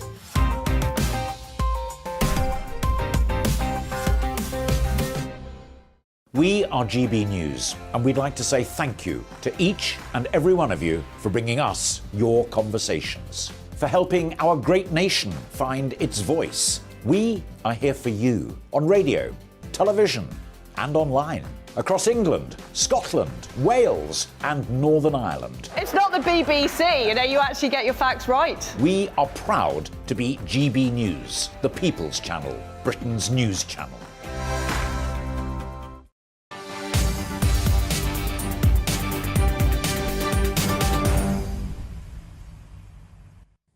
Yes, welcome back, everybody. Right, now, a lot of you have been getting in touch, but I'm just going to move the emails to a little bit later on because, as much as we love you, we had a bit of breaking news there about the number of migrant crossings and we're a bit squeezed for time. So let's get stuck straight into the money in your pocket, or lack of. Are we going to see an increase in personal tax? Are we going to see a cut to public spending? That's what's been rumoured to be taking place in the autumn statement from our Chancellor on Thursday. Yes, Rishi Sunak has insisted that it's difficult times ahead. Look, we all know the drill, people. Is it austerity 2.0? Do you think we need it? If Jeremy Hunt does raise taxes in the upcoming budget, it would be, well, frankly, pretty much the polar opposite of Trussonomics, which, of course, we had to ditch because we can't possibly go for growth and we can't possibly split the markets a little bit. I'm joined now by Chris Snowdon, Head of Lifestyle Economics at the IEA, and Conservative councillor Miriam Jenkins, whose brief is Finance and Resources at Birmingham City Council. It's going to be a bit rapid, this, chaps. I'm sorry, we got moved around because of the breaking news there. Chris, I'll start with you. This is now a huge departure from Trussonomics, which, of course, the IEA was quite behind. So how do you make now of the idea that it's going to be monumental tax rises and potential cuts to public services, Chris? Not very happy. I would rather try and generate some economic growth. I don't think what Truss was suggesting in terms of getting 2.5% economic growth a year was that outlandish. And now we seem to have settled for accepting it's going to be about 0.5% if we're lucky. So we are going to see taxes rise. We are going to see spending cuts. And apparently that's what the public want, because the whole Truss agenda was extremely unpopular. And it absolutely was the case that the markets did respond badly to it being done in such a reckless and cack-handed way, ultimately. And there wasn't enough in the way of pro-growth reform to encourage anybody to believe that actually we were going to start really growing the economy. So I suspect what we're going to see primarily is a lot of fiscal drag. In other words, a lot of the thresholds for various taxes staying where they are as inflation puts up incomes or what have you below the rate of inflation, but it will put them up. And that will drag more people into higher income tax rates, higher inheritance tax rates, stamp duty and so on. Yeah, no, Chris, absolutely. And I was saying at the time, as indeed was our business and economics editor, Liam Halligan, that history might remember Liz Truss's budget more favourably than, frankly, the media did at the time. But, Miriam, I'll just throw over to you now. Your brief is Finance and Resources at Birmingham City Council. Do you think that, realistically, the answer is to hike people's taxes, drag people, millions of people, into a higher tax bracket, simultaneously potentially cut public spending? I mean, what was so wrong about going for growth? Nothing at all. And, of course, the problem, Patrick, is that the public sector spends money and resources very inefficiently compared to the private sector. that as we move more and more resources from the productive wealth generating private sector to the public sector, we inevitably reduce efficiency and productivity in the economy as a whole. And unfortunately, with taxes at a 70-year high, I think it's safe to say we've gone long past the point where tax increases would be anything other than counterproductive for the economy. And you also have to consider the impact on incentives. You know, for somebody who's considering doing some extra work, adding more value to the economy, the fact that he's going to have to hand over 50% of what he earns to the state would hardly be an incentive to go that extra mile.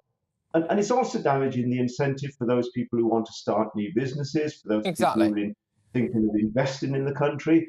So no, you know, we cannot tax our way to prosperity. We have to cut taxes and cut spending. Chris, I want to try and get one more in with each of you, so keep it brief, lads, if we can. But, Chris, it just feels as though we can't deviate from the status quo, but the status quo is miserable. Yeah, but I mean, that's what people seem to want. You know, they won't accept any kind of cuts in public spending.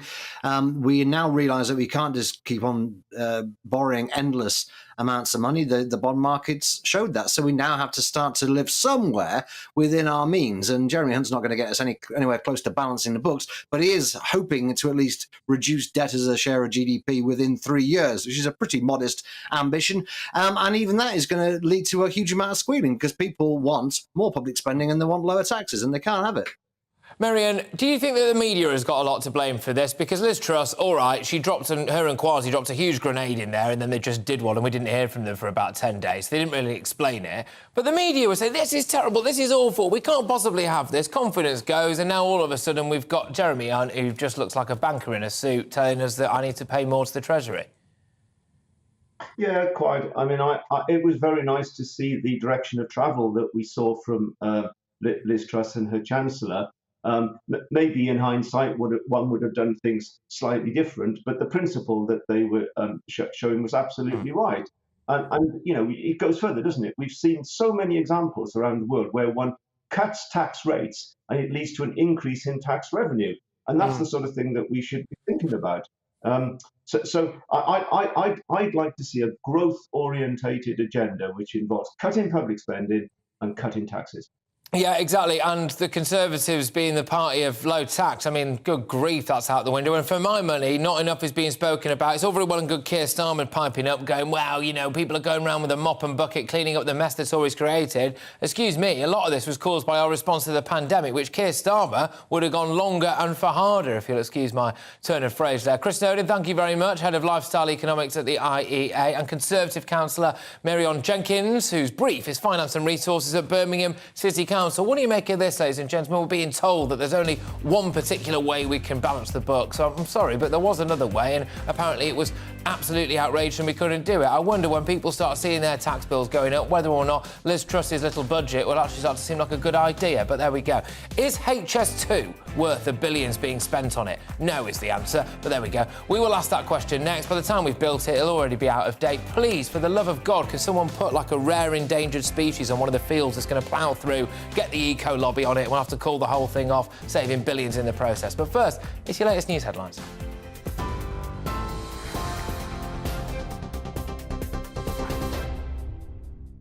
Patrick, thank you. The top stories this hour. The UK and France have agreed a multi-million-pound deal to tackle the migrant crisis, and a warning the following contains some flash photography. The Home Secretary, Suella Braverman, signed the new agreement, which is going to see a 40% boost in beach patrols, as well as British staff working in French border control rooms. The new deal is designed to stop people crossing the English Channel illegally. Over 42,000 asylum seekers have made the journey so far this year. Speaking in Bali ahead of the G20 summit, the Prime Minister Rishi Sunak said solving the migrant crisis is one of his top priorities. I'm confident that we can get the numbers down, but I also want to be honest with people that it isn't a single thing that will magically solve this. We can't do it overnight, but people should be absolutely reassured that this is a top priority for me. I'm gripping it, and as I've said, in the time that I've been Prime Minister, you're already starting to see some progress with this deal with the French, but that's just the start. There's lots more that we need to do. Well, at the G20, the Prime Minister will also be urging world leaders to work together to fix global economic instabilities. Rishi Sunak was greeted by Indonesian dancers as he arrived in Bali. And ahead of the visit, he said Thursday's autumn budget statement will put the UK's public finances on a sustainable trajectory.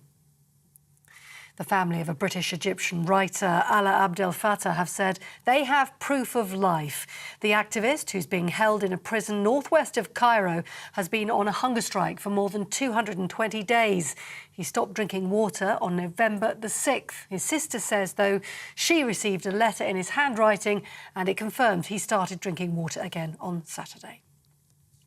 Now, gun salutes have been fired across London to mark the King's 74th birthday.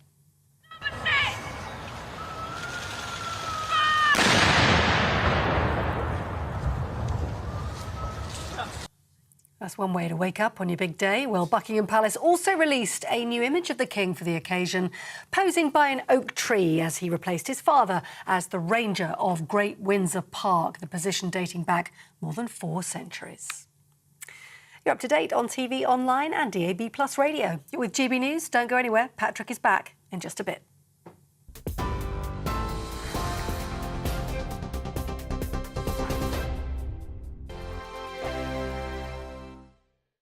I'm Dan Wootton. Join me Monday to Thursday from 9 to 11 for the feistiest and most fun news debate on TV, where free speech reigns. I'll bring you a sharp take on the day's biggest stories, bombshell newsmaker interviews, and A-list guests. And I guarantee you, no spin, no bias, no censorship, and no reason to go to bed. That's Dan Wootton tonight, Monday to Thursdays from 9 on GB News. Hello, I'm Esther McVeigh. And I'm Philip Davis. Whether you're watching or listening on TV, online or on radio, we handpick the latest stories, debates and expert opinions for your weekend. So whether that's politics, news or showbiz, we've got it covered. Join us every Saturday morning at 10 o'clock on GB News. We are GB News. And we'd like to say thank you to each and every one of you for helping our great nation find its voice. We're absolutely everywhere. Across England, Scotland, Wales and Northern Ireland. On TV, on radio and online. We're proud to be the People's Channel, Britain's news channel. On the Mark Steyn Show, we cover the stories a lot of people are scared even to mention. The stuff that really matters with some of the world's biggest thinkers. Now is his opportunity to kind of take the steering wheel of history. Break away from the flop at 8 o'clock on GB News with the Mark Steyn Show. Every Friday and Sunday night from 9, it's Mark Dolan Tonight. We're on the same page again. There's something weird happening. Let Ian finish. Don't be such a cranky. That mini budget was the tip of the iceberg. And on Saturday, my show just got bigger. From 8, it's Mark Dolan's Saturday Night In. You can't govern a country if you can't speak. Stop talking. My God, we reached the end. I've never been early in my life. Only on GB News, the People's Channel.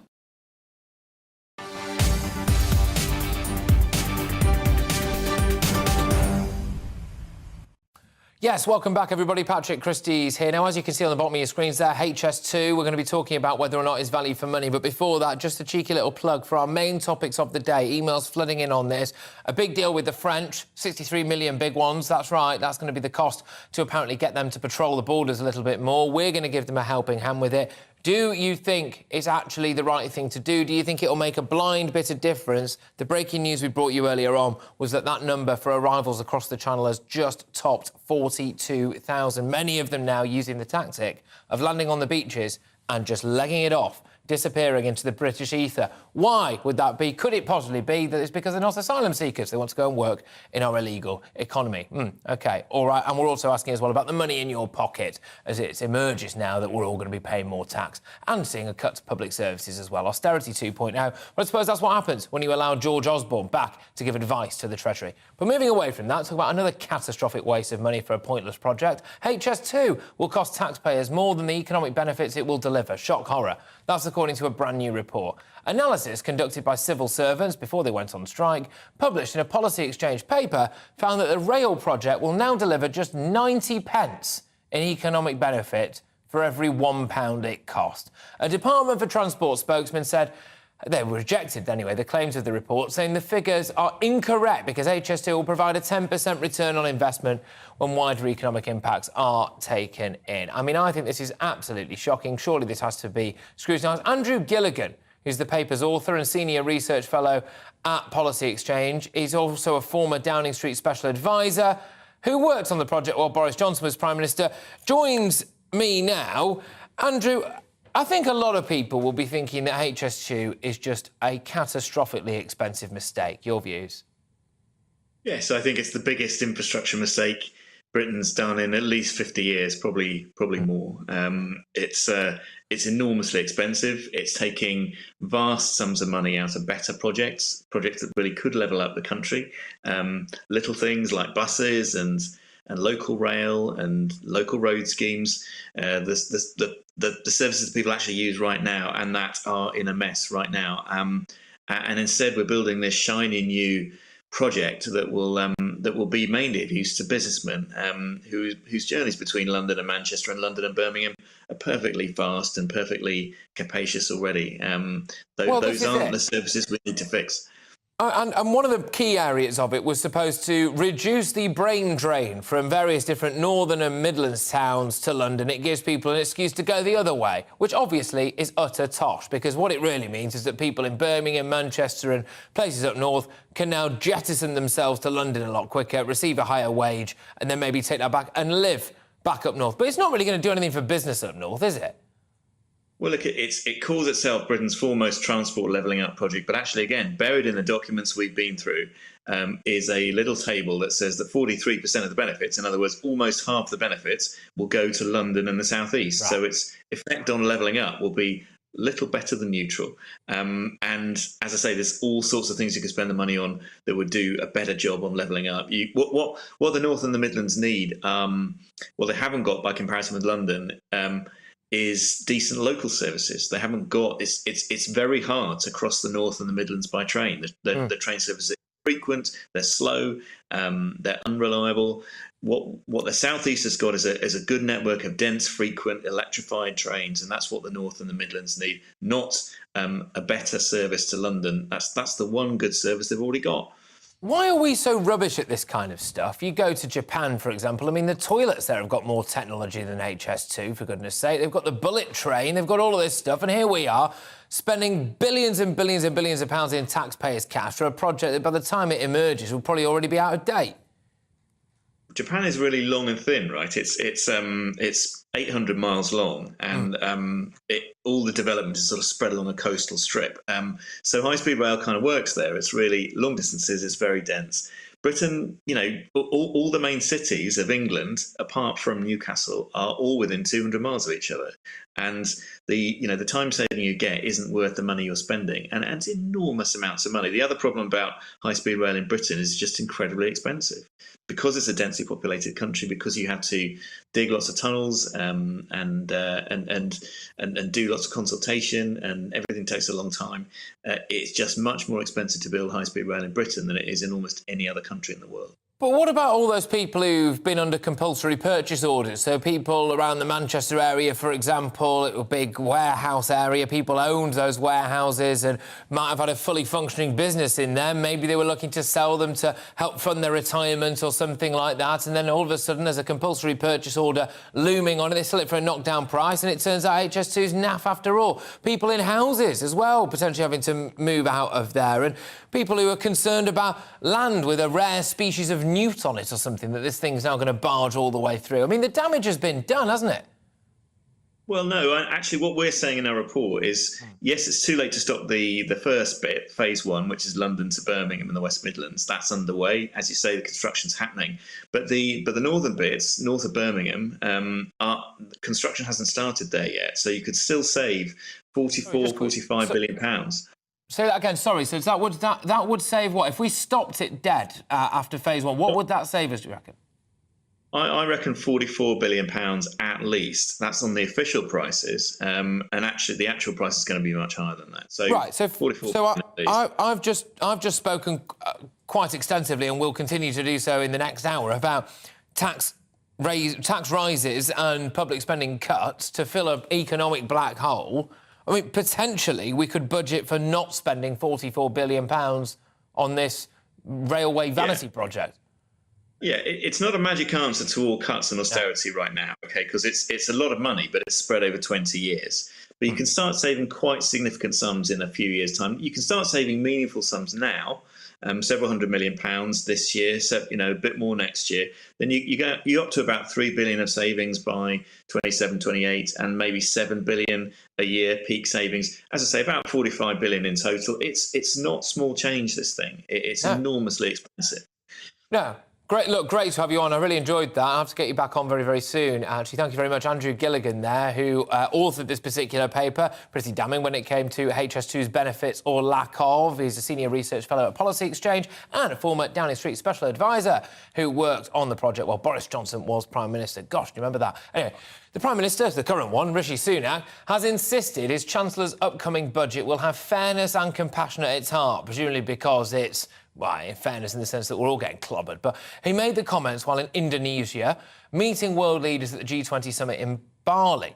His comments followed Jeremy Hunt warning everyone will be paying more tax. The PM has also said that solving the migrant boat crisis in the UK is a top priority. It comes on the day we finally put pen to paper. We've rubber-stamped a £63 million deal with the French.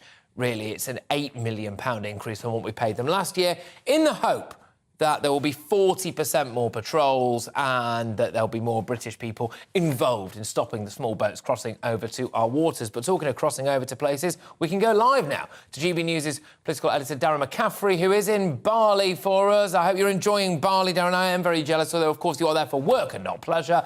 What's Rishi Sunak said? He's tried to keep it local. He's tried to keep it quite domestic, hasn't he, in his focus to show that he's not just swanning off to Bali.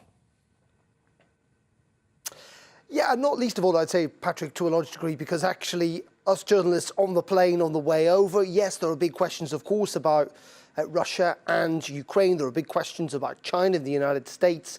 There are big questions about energy security and, indeed, food security. But you're right, there is an awful lot of domestic questions as well. We put those questions to the Prime Minister as we travelled on our 17-hour flight, frankly, to the other side of the world. And one of them was on the issue of migration. Now, interestingly, the Prime Minister is pretty pleased that he has managed to sign this deal pretty quickly with France. Yes, it's a lot more money, but frankly, the Home Office and the government feel that it could at least help. Their argument is that the already deal that's been in place with France has helped to a degree. It stopped tens of thousands of crossings already this year, and they hope that that will increase substantially, particularly when you get kind of British police officers over on the French coast as well. But you know what? When he's really pressed on, when the Prime Minister, are you going to get these numbers down, Rishi Sunak? He says he's confident of it, but he's got no idea when that will happen, or indeed, when we talk about the numbers falling, how substantially they may well fall.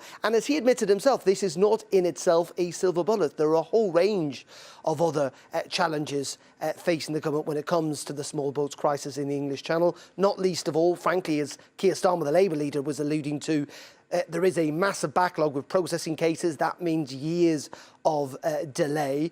And also, we know that things like the Rwanda plan are still to take off. So there are real difficulties with this. And that's why you don't get to the specifics of how much this will help, this deal. And the Prime Minister, while saying he's confident it will bring those numbers down, and he's trying to get a grip with this, and this is what he's spending all his attention on, in the end, he cannot say definitively that this will completely change the game when it comes to that small boat crisis. Yeah, indeed. I mean, the other big one, of course, is the UK economy. We're expecting this autumn statement. If you believe what you read, apparently George Osborne has been invited back to give a bit of advice to Jeremy Hunt, which I'm sure we can all agree is a lovely, wonderful thing that this nation needs. We are looking at potentially tax hikes and public spending cuts. The polar opposite, pretty much, of what Kwasi Kwarteng and Liz Truss were talking about. Could be a tough sell for people at the moment, Darren. Yeah, I think it is. And, Jeremy Hunt's talked in the past about these kind of eye-watering decisions. Again, Rishi Sunak on the way over here, not shying away from the fact that there are going to be some very, very difficult announcements to be made on Thursday during that autumn statement, trying to prepare the ground here somewhat. And really interestingly, he did bat against this idea, and it's interesting you brought up George Osborne there, actually, Patrick, this idea of returning to austerity 2.0, that actually, if you cut public spending too much and you raise taxes too quickly, you could actually make things worse. You could prolong this recession that was seemingly about to enter into. And there's lots in the right wing of the Conservative Party who say, hold on a second, okay, we know you need to kind of engineer and restore the public finances, but is this really the right way to go about it? Rishi Sunak's response to that is he says that Liz Truss effectively caused so much damage to Britain's international representation in the markets that this is the only way to try and restore that confidence, if you like. But what it does mean is, yes, more pain, it seems, for all of us over the years to come. Now, some of that is because of the global economic headwinds that they're talking about here at the G20, about the energy crisis, about the fact that there is a slowdown globally following the pandemic and that war in Ukraine, of course. But some of it is undoubtedly self-inflicted with Liz Truss and Kwasi Kwarteng's mini budget. And it probably means that it will be more severe at home than almost anywhere else. But all I would say is politics is also, Patrick, about an expectations game. And while they're laying the ground for very, very difficult decisions, there must be one or two rabbits that they may well pull out of the hat on Thursday to try and ease at least some of that pain, maybe to distract us from some of those difficult decisions. Yeah, I'm glad that you've said that, because I was wondering, are they just setting us up? We're all here banging our heads against the desk going, gosh, I might as well just go outside and set fire to a tenner. And then all of a sudden he stands up at the dispatch box and it's not that bad. Darren, thank you very much. Darren McCaffrey there, political editor in Bali. I tell you what, I hope he enjoys it over there. I'm in the wrong job here. I'm in Paddington. He's in Bali. Anyway, right, lots of you have been getting in touch. gbviews@gbnews.uk. Hi, Patrick. Cool show. Cheers, Jack. He says, the new deal with France is about the migrant crisis. Won't do anything to stop the boats coming over. He says if Labour were in power, it would be the same. Labour doesn't even know what the difference is between a man and a woman, for goodness sake. How are they supposed to figure out what's going on in the Channel? Interesting point you make there, Jack. And this is a hot topic, as you can imagine, if you're just joining us. Yes, I want your views on this. We've had Mark White, our wonderful Home and Security editor, stationed outside a migrant hotel in Maidenhead, where the security there, absolutely minimal. In fact, it's the same one viewers might remember months ago I managed to just walk into unopposed. We've got reports of hundreds of migrants across the country, if not thousands, just absconding. And a new tactic, apparently, is to just land on the beach and leg it into Britain, as opposed to actually call in the border force. Why might that be? Well, I think it speaks pretty strongly, doesn't it, for people who don't actually want or need asylum just to come here and work here illegally in the underground economy. gbviews@gbnews.uk. Do you think that £63 million more to the French will make a blind bit of difference when it comes to sorting out what's going on in the Channel? I personally don't, but hey, we've got to give it a little bit of time to actually just see whether or not it does. But, hey, it's not all doom and gloom here. Yeah, that's right. The unrelenting tax misery, the waste of money to give to the French, not doing anything about the migrant crisis, and the fact that if you're old, the NHS might be like a death trap. No, not all doom and gloom, because it's the King's birthday. Yay, that's right. King Charles III turns 74 today. His first birthday since becoming monarch. Earlier this afternoon, the band of the Household Cavalry performed Happy Birthday, which I imagine is very different to the way that Marilyn Monroe performed it. But there we go. During the changing of the guard ceremony at Buckingham Palace, there were gun salutes. They were fired across the capital in honour of His Majesty, with the King's Troop Royal Horse Artillery firing 41 volleys from midday at London's Green Park. And if you missed that, there was more, because the Honourable Artillery Company fired a 62 gun salute from Tower Wharf just an hour later. It's not known yet whether or not King Charles will decide to take 2 birthdays, as is indeed tradition. From what I can glean, the reason behind that is just because they want one in the summer so people can go out and celebrate, as opposed to it being miserable in the depths of winter. But someone who isn't miserable is royal correspondent at The Sun, former, is Charles Ray. Charles Ray, thank you very, very much. Gosh, yes, a happy birthday, King Charles. Whoa. Absolutely. I mean, yeah, it's his first birthday as king. I mean, he's had 73 of them already. He's now 74. He's spending the day privately. And it's interesting that a photograph has been released today to mark the king's birthday, showing him in his new role as Ranger of Windsor Great Park, which I suppose now makes him the Lone Ranger. Lovely photograph of him leaning against an ancient oak tree. And now he's going to manage this estate, which dates back to the 16th century, which attracts something like 5 million visitors a year, and he'll oversee its upkeep. He's a big environmentalist, as we know, so obviously he's got plans for it. Yeah, do you think he'll double birthday? Well, you explained it excellently earlier on that the whole point of it was that some monarchs, were born late in the year or early in the year, and they thought it was a good idea to, have a birthday during the summer to coincide with tripping the colour. And I suspect he probably will have the same sort of arrangement as the late Queen did. It won't happen for William, I doubt, or George, because they were both born in the summer months. So unfortunately for them, they may just be down to one birthday cake, not two. Exactly, and we all weep. But can I just ask, do you know how? King Charles, you say he's celebrating it privately. I mean, if he wants to get in touch with the common man, he'd do what plenty of people do. Weatherspoons by 9 a.m, see yourself through, and then maybe a naughty bar later on in the evening, and kebab. Well, yeah, that's possible, but I doubt very much he's going to do that. Let's not forget that this is a 74th birthday, so it's not a milestone birthday. He has had milestone birthdays in the past, I think 50 and 60th, at which there were sketches from various comedians and all that sort of stuff. But I think he's going to just have a nice quiet day with Camilla and maybe other members of the family. I'm sure he'll be on the phone to William and Catherine and his siblings. Just be, quite. He has no official engagements today, so it's quite quiet.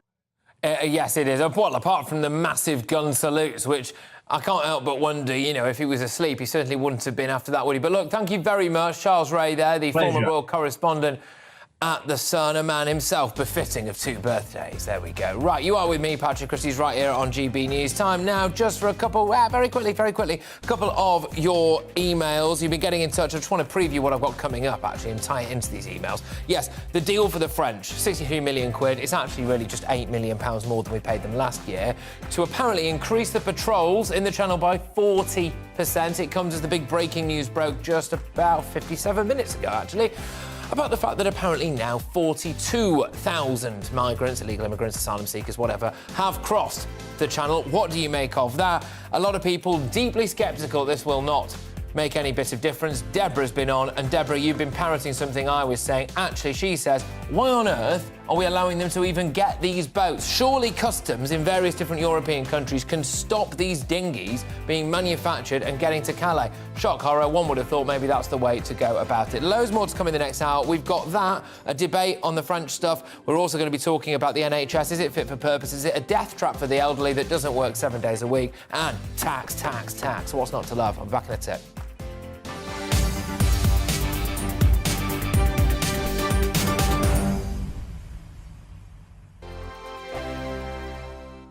Hello there, it's Eamon Holmes here from Breakfast on GB News. We're not just on your television and your screens, We're on DAB plus digital radio, so you can listen to your favourite shows on the move. If you've not yet listened to GB News Radio, it's very simple. We're on your radio player and tune-in apps, on your smart speaker, phone or tablet, or online at gbnews.uk. Take us with you wherever you go. GB News Radio. You never have to miss a moment of the People's Channel.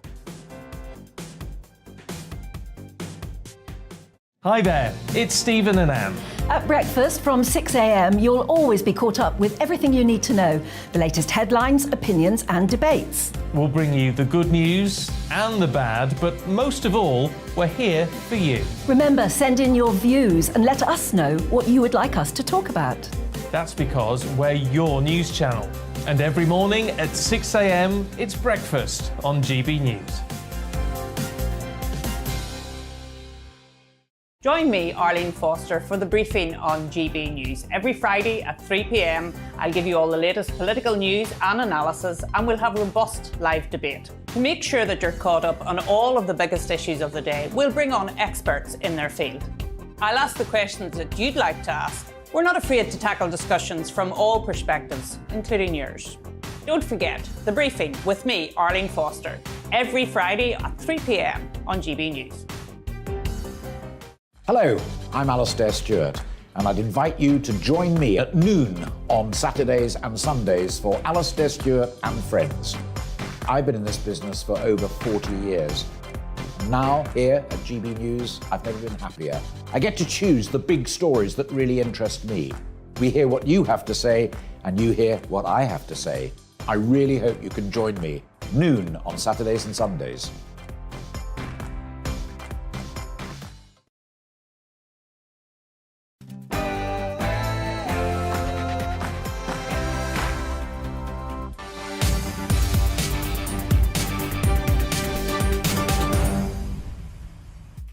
Happy Monday, wonderful people. It's Patrick Christys here on GB News. It's just gone 5 p.m. I'm with you for the next hour. We're going to try and cram the lot of it in. So in the last hour, GB News has revealed that 42,000 migrants have now arrived in the UK after crossing the Channel on small boats. That's after more than 300 made the journey today alone, 1,800 over the weekend. Throughout the show, we've been talking about this supposedly groundbreaking £63 million agreement we've got with the French. But apparently, that is the amount of money it'll cost to stop just some small boats coming across the Channel. We already know it won't really work. It will mean supposedly 40% more patrols, better technology in the Channel. Suella Braverman has all but admitted that this, frankly, is not the only solution whatsoever. It's a lot of money, some would argue, for old rope. We're seeing huge security issues taking place. Migrants absconding left, right and centre when they touch down in Dover and Kent. Huge issues when it comes to migrant hotels as well. Do you think this will work when it comes to the migrant deal with France? Why can't they just stop these boats actually even making it to Calais? If the Germans can patrol the amount of sausages they have in their country, surely the French can stop the boats. Anyway, the Chancellor Jeremy Hunt has said that everyone will be paying more tax after this week's upcoming budget. Good stuff. Rishi Sunak has insisted that fairness will be at the heart of spending cuts and tax rises designed to plug an estimated £60 billion black hole in public finances. Have they got the right idea, or are you starting to hark back to a day when Kwasi Kwarteng was in charge and all we heard there was things like growth, not, hello, George Osborne, can you come in and advise our new Chancellor, please?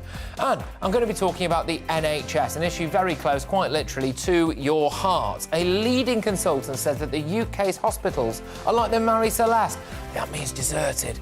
Over the weekend, he's called for doctors to be operating a full 7-day capacity. We are a first world country. We're shipping billions and billions and billions into the NHS. Can't it work 7 days a week, please? Why is it that if you're elderly, you don't get as good a care as if you're not? Why is it that if you get ill on a weekend, you're less likely to get better?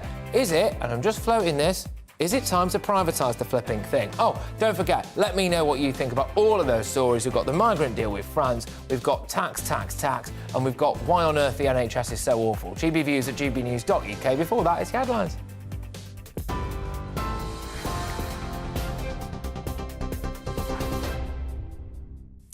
Patrick, thank you, and good afternoon to you. The UK and France have agreed a multi-million-pound deal to tackle the issue of illegal migrants crossing the English Channel.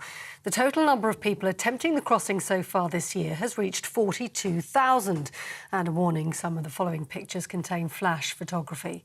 The Home Secretary, Suella Braverman, signed the new agreement, which will see a 40% boost in beach patrols, as well as British staff working alongside French border control staff as well. Other measures include an investment in dog detection teams, enhanced CCTV capability, as well as the use of drones and night vision cameras. There is no single solution to this problem, and international cooperation is a vital part of the solution. That's why I'm very grateful to French partners for their effective work to date, but also for their support for this positive step future in the new deal that I signed this morning with my opposite number in France, which will greater deepen our cooperation and further our response to illegal migration on the Channel.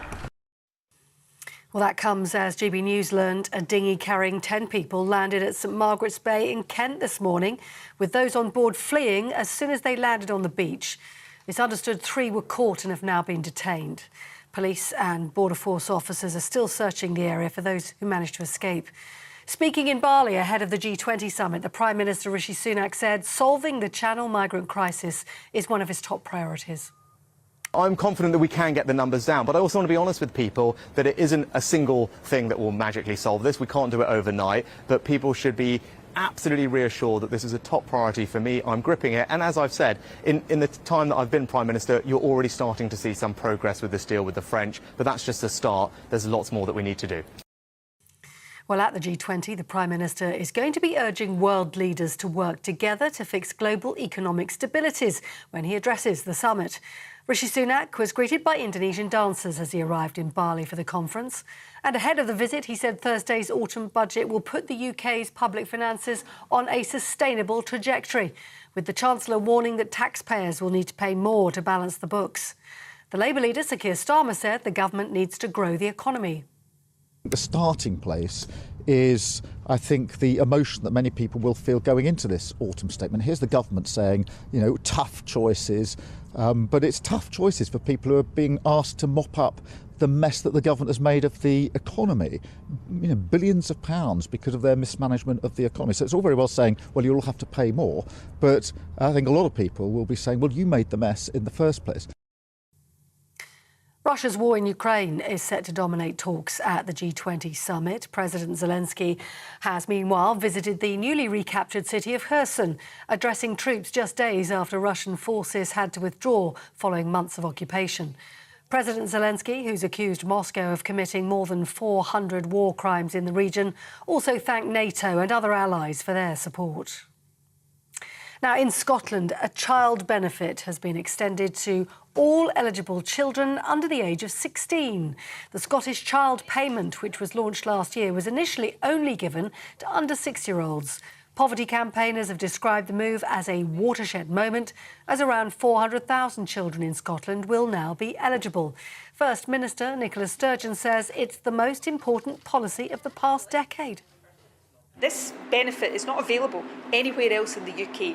The Scottish Child Payment is as a result of the determination and the willingness of the Scottish Government to prioritise lifting children and young people out of poverty. That's why it is one of the most important policies that we've introduced over the past 10 years. It is about helping people now, and 400,000 young people will now be eligible for this benefit, but it's also about investing in the long term. Now, gun salutes have been fired across London to mark His Majesty the King's 74th birthday.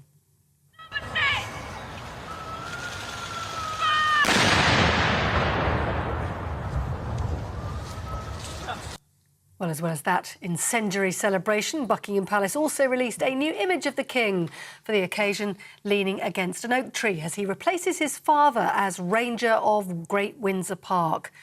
The position dating back more than 4 centuries. In the role, he'll offer guidance on the day-to-day running of one of the country's oldest estates. You're with GB News, more news as it happens. Now back to Patrick.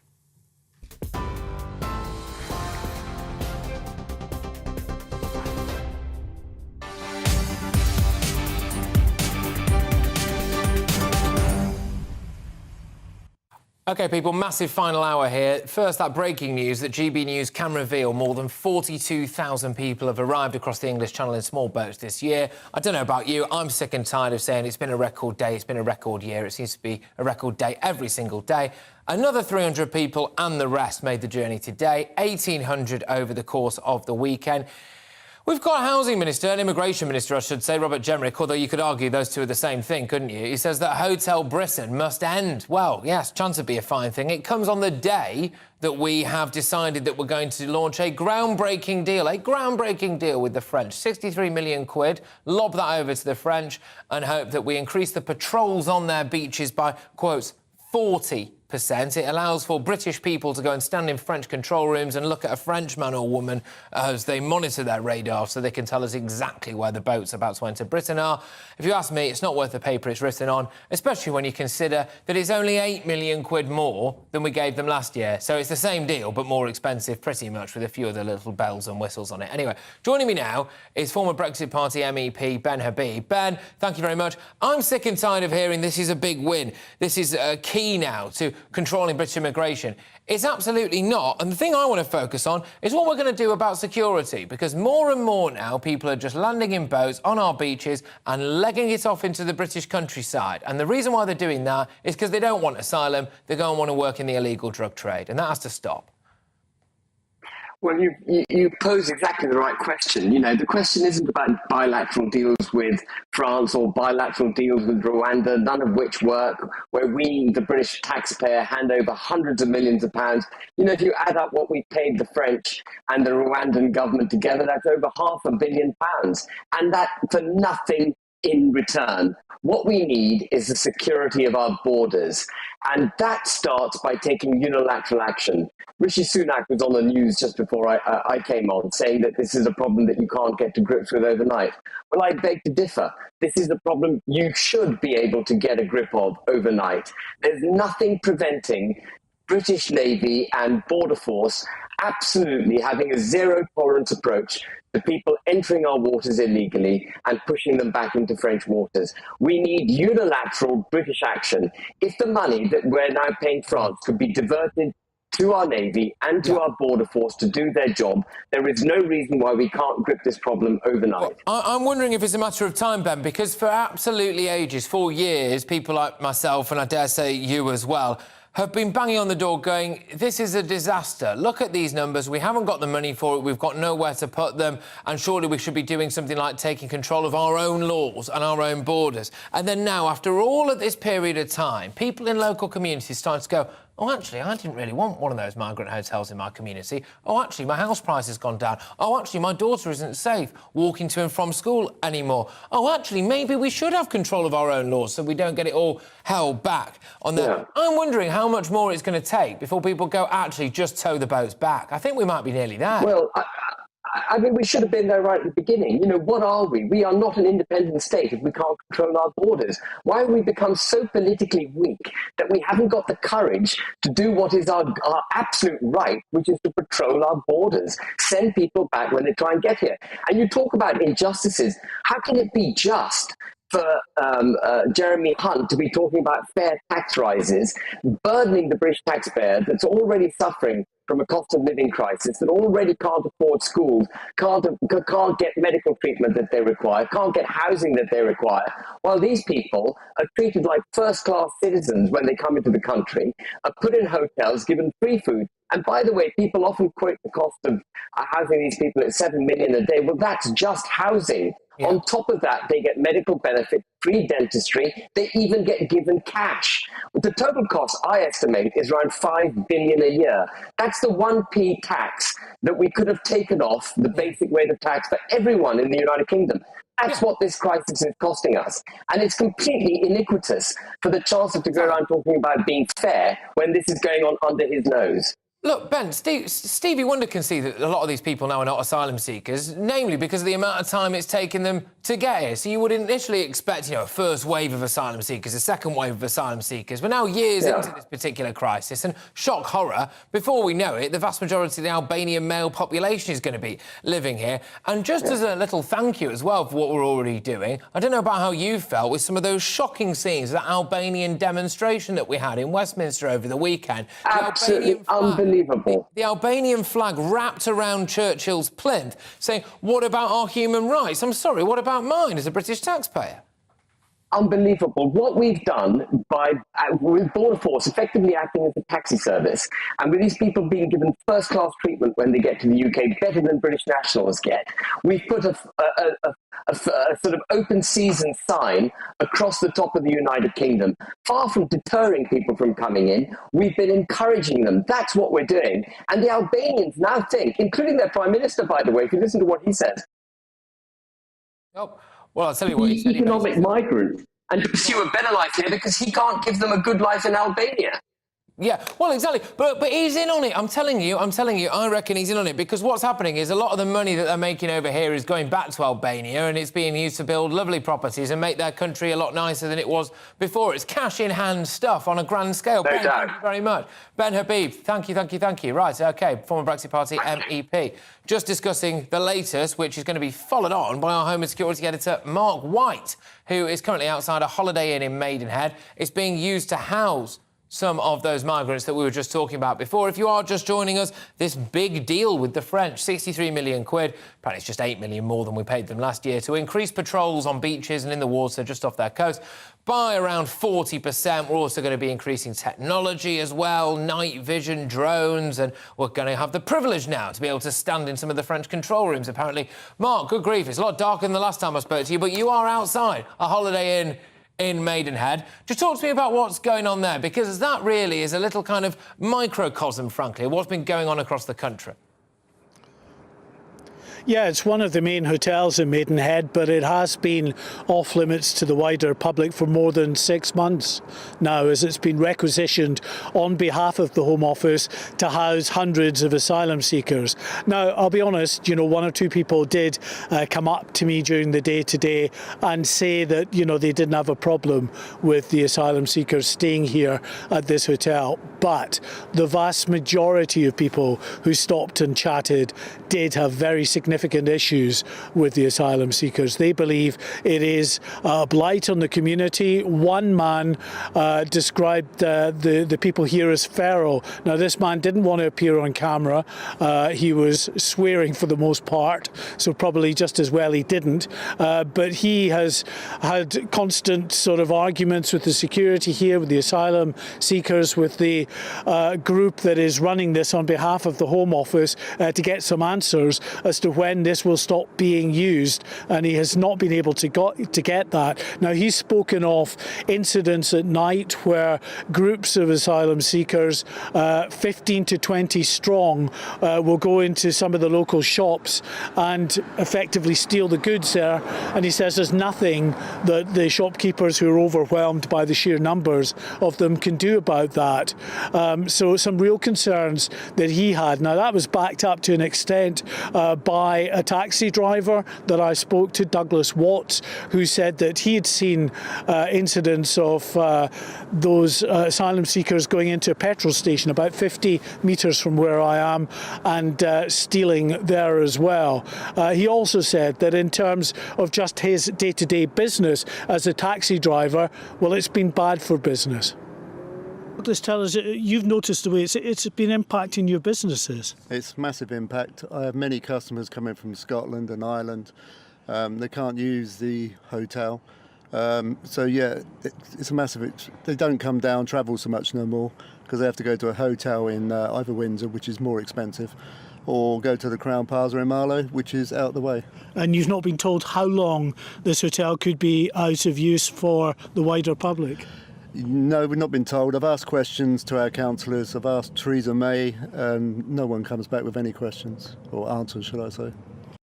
Yeah, there you go. It's worth noting out that that seat is, as that chap said there, held by Theresa May, a former Home Secretary and a former Prime Minister herself. The Royal Borough of Windsor and Maidenhead is a Conservative-led council. They can't get any answers from it. Theresa May herself has refused to speak to me on this numerous times. And Mark, we're hearing there about people free to come and go. The knock-on effect to the local economy, by the way, probably Maidenhead's largest hotel, now completely out of use. What does that do for business? What does that do for the local economy? But more importantly, local safety and security. People absconding, allegedly raiding local shops. I can believe that because I've pretty much seen it done myself in that area, actually. But elsewhere as well, Mark, new tactics, which is opposed to calling in the channel and getting yourself picked up by Border Force or the RNLI, is actually to try to get to British shores and to leg it. Yeah, it's a tactic that's been changing because of the change in demographics of those coming across the channel. Because in recent months, 60% of those coming across are from Albania, authorities have told us that actually the vast majority of the Albanians don't want to be entered into the asylum system, that they want to come here to effectively work in the illegal economy for some time before then going back to Albania at some point after they've made enough money. Quite a few of them actually want to work for criminal organisations and are being brought over, organised by the criminal gangs that control the cocaine and the cannabis trade in this country. And so in order to stop themselves getting into the asylum system, they're trying for beach landings. One made it today to St Margaret's between Dover and Deal. That dinghy was left on on the beach as the 10 people believed to be Albanians on board that particular dinghy ran off into the local community, and 7 of them are still missing, we understand, that have not been accounted for as yet. Add to that the clashes that we've been seeing between the police in France and migrants as they try to stop them getting to the beaches around Dunkirk. We can expect more of that in the weeks ahead, as we're told that there will be more French police on those beaches trying to frustrate the efforts of those who are crossing in ever greater numbers. 42,000 so far this year, Patrick. Yeah, indeed. Mark White, look, thank you very much. Quite literally been given the long stand there outside that Holiday Inn in Maidenhead, but doing stellar work. Mark White, our Home and Security editor there. Now, just want to quickly pass a little point of comment, because obviously we do, just before we go to that G20 summit, actually, GBviews at gbnews.uk. We have been hammering this stuff, and there was a bit of breaking news earlier on about the fact that now that figure is 42,000 channel crossings this year alone. And those new tactics, which is basically just to rock up on a beach and leg it, essentially. Why, you may ask? Well, it's because they're not actual asylum seekers in that case, are they? Otherwise, they'd be happy to go through the asylum process. We are seeing a shift, and this was triggered for me earlier on when I had a human rights lawyer on. And for the first time now, he's come out and said, actually, I'm starting to think that what we need to do is have our own laws. So get out of some of these multinational legal frameworks and be able to have control of our own laws. And it's made me think.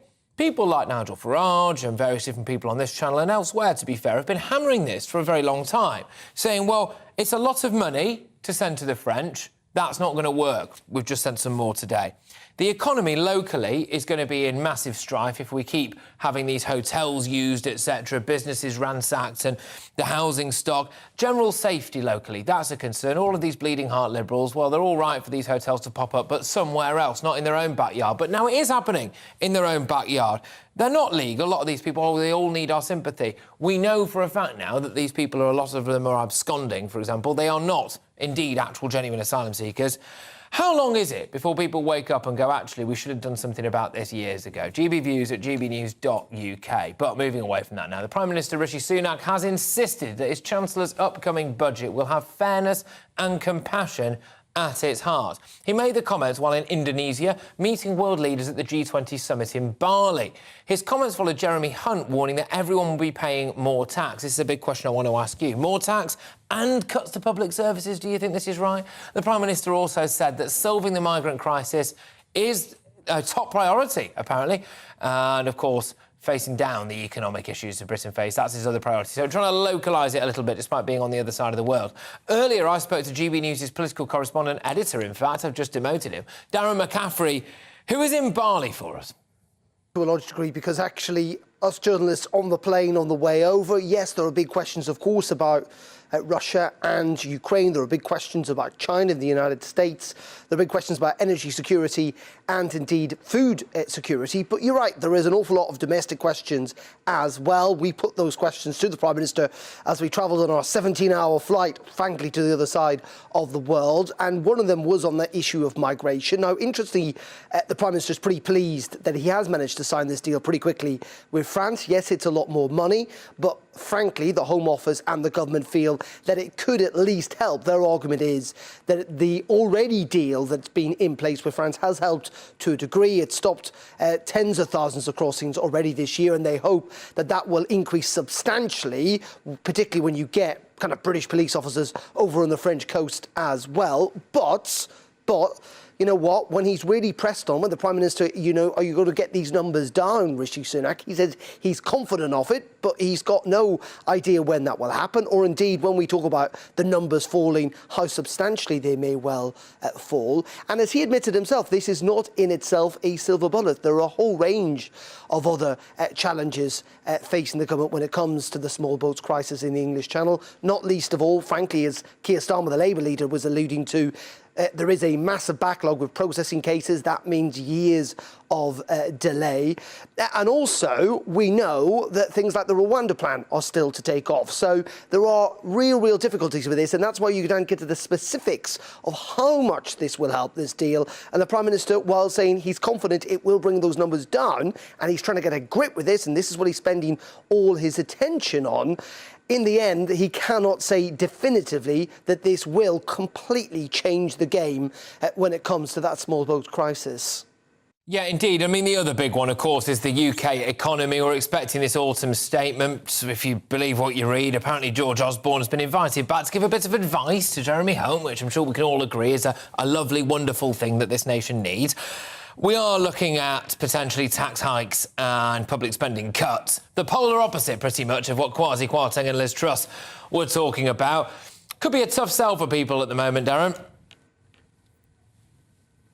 Yeah, I think it is. And, you know, Jeremy Hunt's talked in the past about these kind of eye-watering decisions. Again, Rishi Sunak on the way over here, not shying away from the fact that there are going to be some very, very difficult announcements to be made on Thursday during that autumn statement, trying to prepare the ground here somewhat. And really interestingly, he did bat against this idea, and it's interesting you brought up George Osborne there, actually, Patrick, this idea of returning to austerity 2.0, that actually, if you cut public spending too much and you raise taxes too quickly, you could actually make things worse. You could prolong this recession that was seemingly about to enter into. And there's lots in the right wing of the Conservative Party who say, hold on a second, OK, we know you need to kind of engineer and restore the public finances, but is this really the right way to go about it? Rishi Sunak's response to that is he says that Liz Truss effectively caused so much damage to Britain's international representation in the markets that this is the only way to try and restore that confidence, if you like. But what it does mean is, yes, more pain, it seems, for all of us over the years to come. Now, some of that is because of the global economic headwinds that they're talking about here at the G20, about the energy crisis, about the fact that there is a slowdown globally following the pandemic and that war in Ukraine, of course. But some of it is undoubtedly self-inflicted with Liz Truss and Kwasi Kwarteng's mini budget. And it probably means that it will be more severe at home than almost anywhere else. But all I would say is politics is also, Patrick, about an expectations game. And while they're laying the ground for very, very difficult decisions, there must be one or two rabbits that they may well pull out of the hat on Thursday to try and ease at least some of that pain, maybe to distract us from some of those difficult decisions. Yeah, indeed. There you go. That was Darren McCaffrey there. Right now, loads more coming your way, OK? Because we're going to be asking the big question whether or not you want tax hikes or whether or not you want cuts to public services. Because, spoiler alert, it looks like you're going to get both. We're going to be reviewing that autumn statement shortly. Oh, it seems like a long time ago that we dared to dream to go for growth. And now it looks as though George Osborne is essentially back running our economy. Good grief, I thought those times were over, but they're not. We're also going to be talking about the NHS because two top doctors have come out and said one thing, that basically if you're old, frankly, you might as well not go to the NHS. He said he doesn't want his own elderly parents going in because he thinks it's a death trap. And the other one, as well, was basically saying that actually, hang on a minute, the NHS isn't a 7-day service, despite the fact that we're shelling out a bucket load of cash for it, left, right and centre. Why is it not a 7-day service? Why do we live in a country where it's worse to get ill at the weekends? All of that coming your way. And as well, we're going to be talking, of course, about the latest with that big migrant deal with France. Do you think it's going to make a blind bit of difference that we're lobbing another 63 million quid at the French? All that coming your way and much, much more after a short break.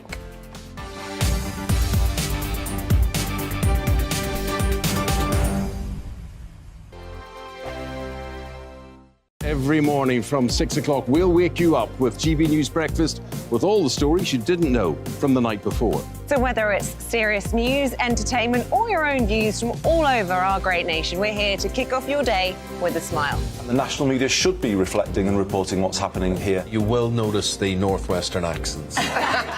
Whether you're with us on TV, radio, or online, every morning, it's breakfast from 6 a.m. Hope you can join us.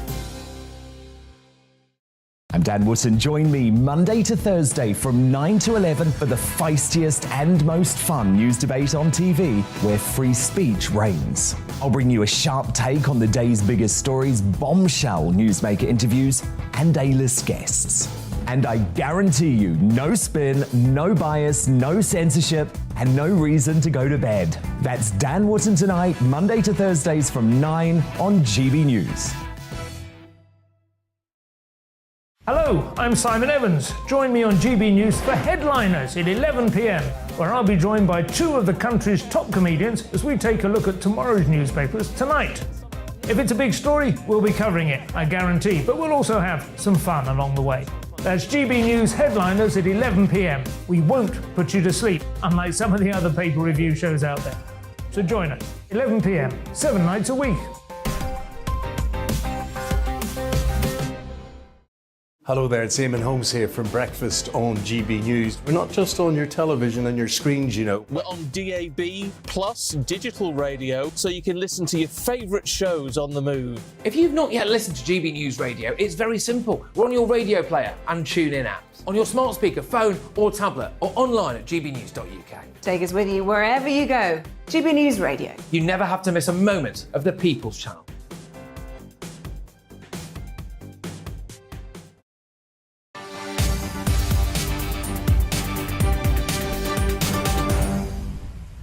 Coming up, Nigel Farage is going to join me very, very shortly because we're going to be talking about the latest deal with the French when it comes to our migrant crisis and the NHS debate. Frankly, is the whole thing knackered? Should we knock it down and start again? But before that, Rishi Sunak has insisted that the budget's difficult decisions will have fairness and compassion at their heart. Essentially, we're all going to be paying a whopping load more tax, and we're not going to see any benefit, really, when it comes to our public services. So austerity 2.0, do you remember that time when we wanted to go for growth? I'm joined now by Matthew Lesh, who's Head of Public Policy at the Institute for Economic Affairs.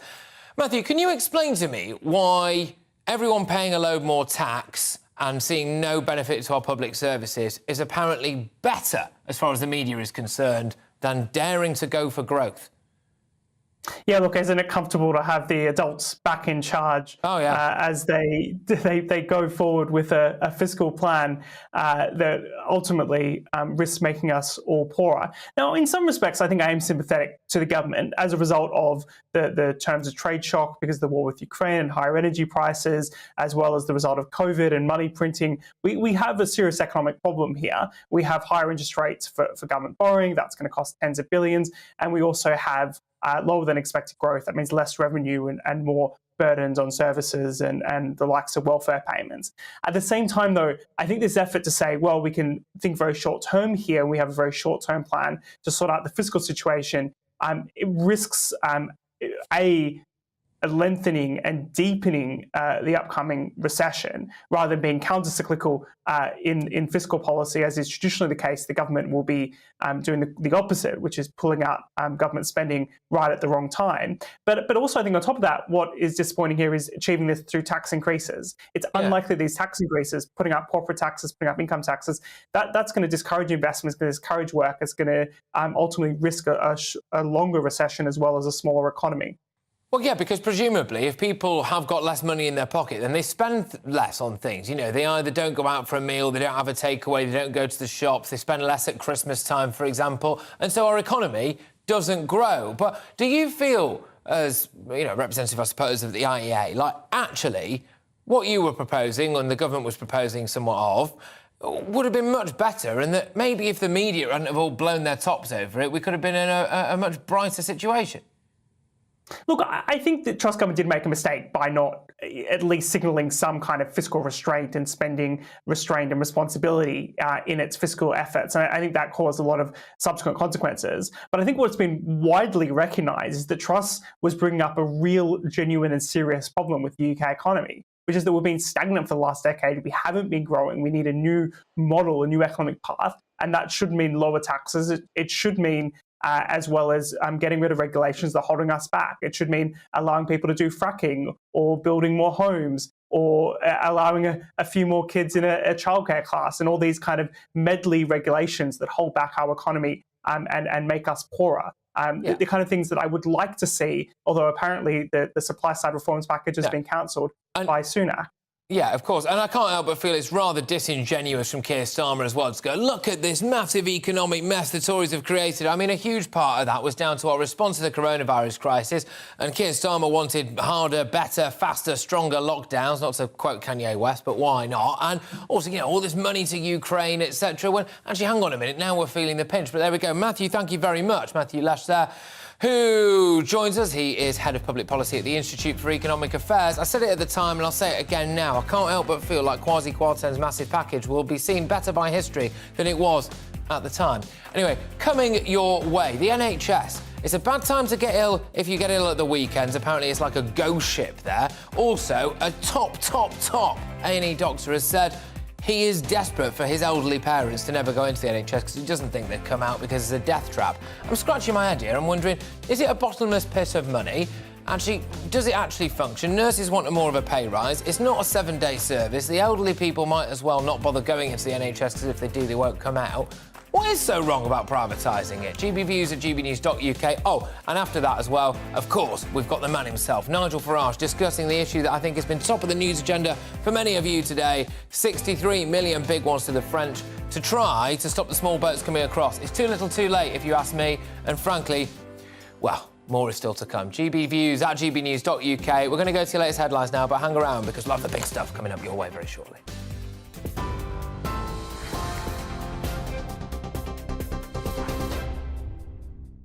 Patrick, thank you. Well, the UK has agreed to pay France an extra £8 million to stop illegal migrants crossing the English Channel, meaning the UK will pay France £63 million this year. That's up from £55 million last year. And a warning, the following contains some flash photography.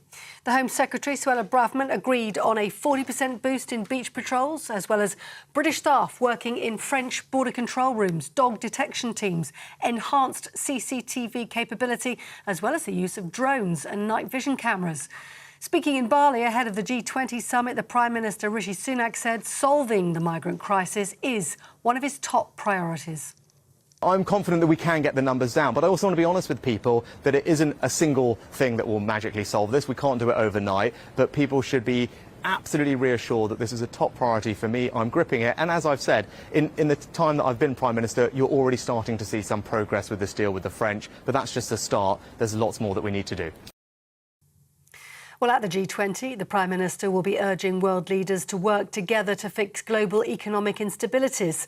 Rishi Sunak was greeted by Indonesian dancers as he arrived in Bali. But ahead of the visit, he said Thursday's autumn budget will put the UK's public finances on a sustainable trajectory. The family of the British-Egyptian writer Ali Abdel Fattah say they have proof of life. The activist, who's being held in a prison northwest of Cairo, has been on hunger strike for more than 220 days. He stopped drinking water on November the 6th, but his sister says she's received a letter saying he has started to drink water again. Gun salutes have been fired across London to mark His Majesty the King's 74th birthday.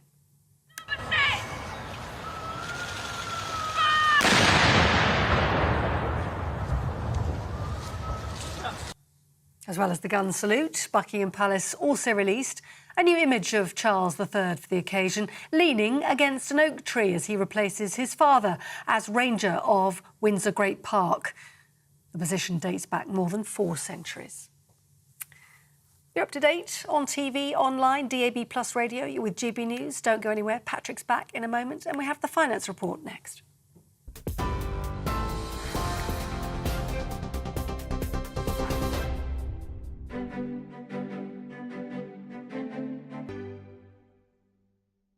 So a quick snapshot for you then of today's markets. The pound will buy you $1.1737 and 1.1351 euros. The price of gold is £1,509.50 an ounce, and the FTSE 100 closed today at 7,385.17.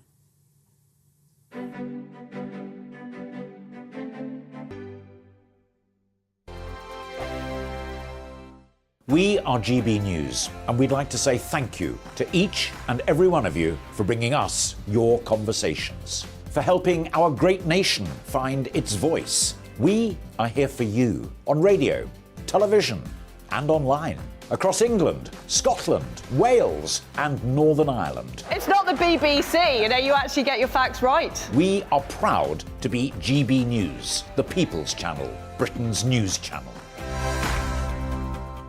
Every Friday and Sunday night from 9, it's Mark Dolan Tonight. We're on the same page again. There's something good happening. Let Ian finish. Don't be such a cranky. That mini budget was the tip of the iceberg. And on Saturday, my show just got bigger. From 8, it's Mark Dolan's Saturday Night In. You can't govern a country if you can't speak. Stop talking. My God, we reached the end. I've never been early in my life. Only on GB News, the People's Channel. Monday to Thursday on GB News, it's Bev Turner Today from 10 a.m. There's never been a more interesting but also critical time in British politics, and I can't wait to bring you the biggest stories of the day with the best factual accuracy and also a few of my own opinions thrown in. We'll engage in passionate but always polite debate with your thoughts and opinions at the centre of it all. Monday to Thursday, 10 till 12 on TV, on radio and online. Hi there, it's Stephen and Anne.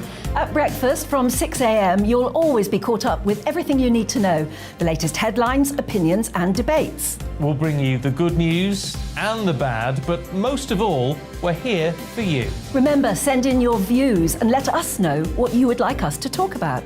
That's because we're your news channel. And every morning at 6 a.m, it's breakfast on GB News.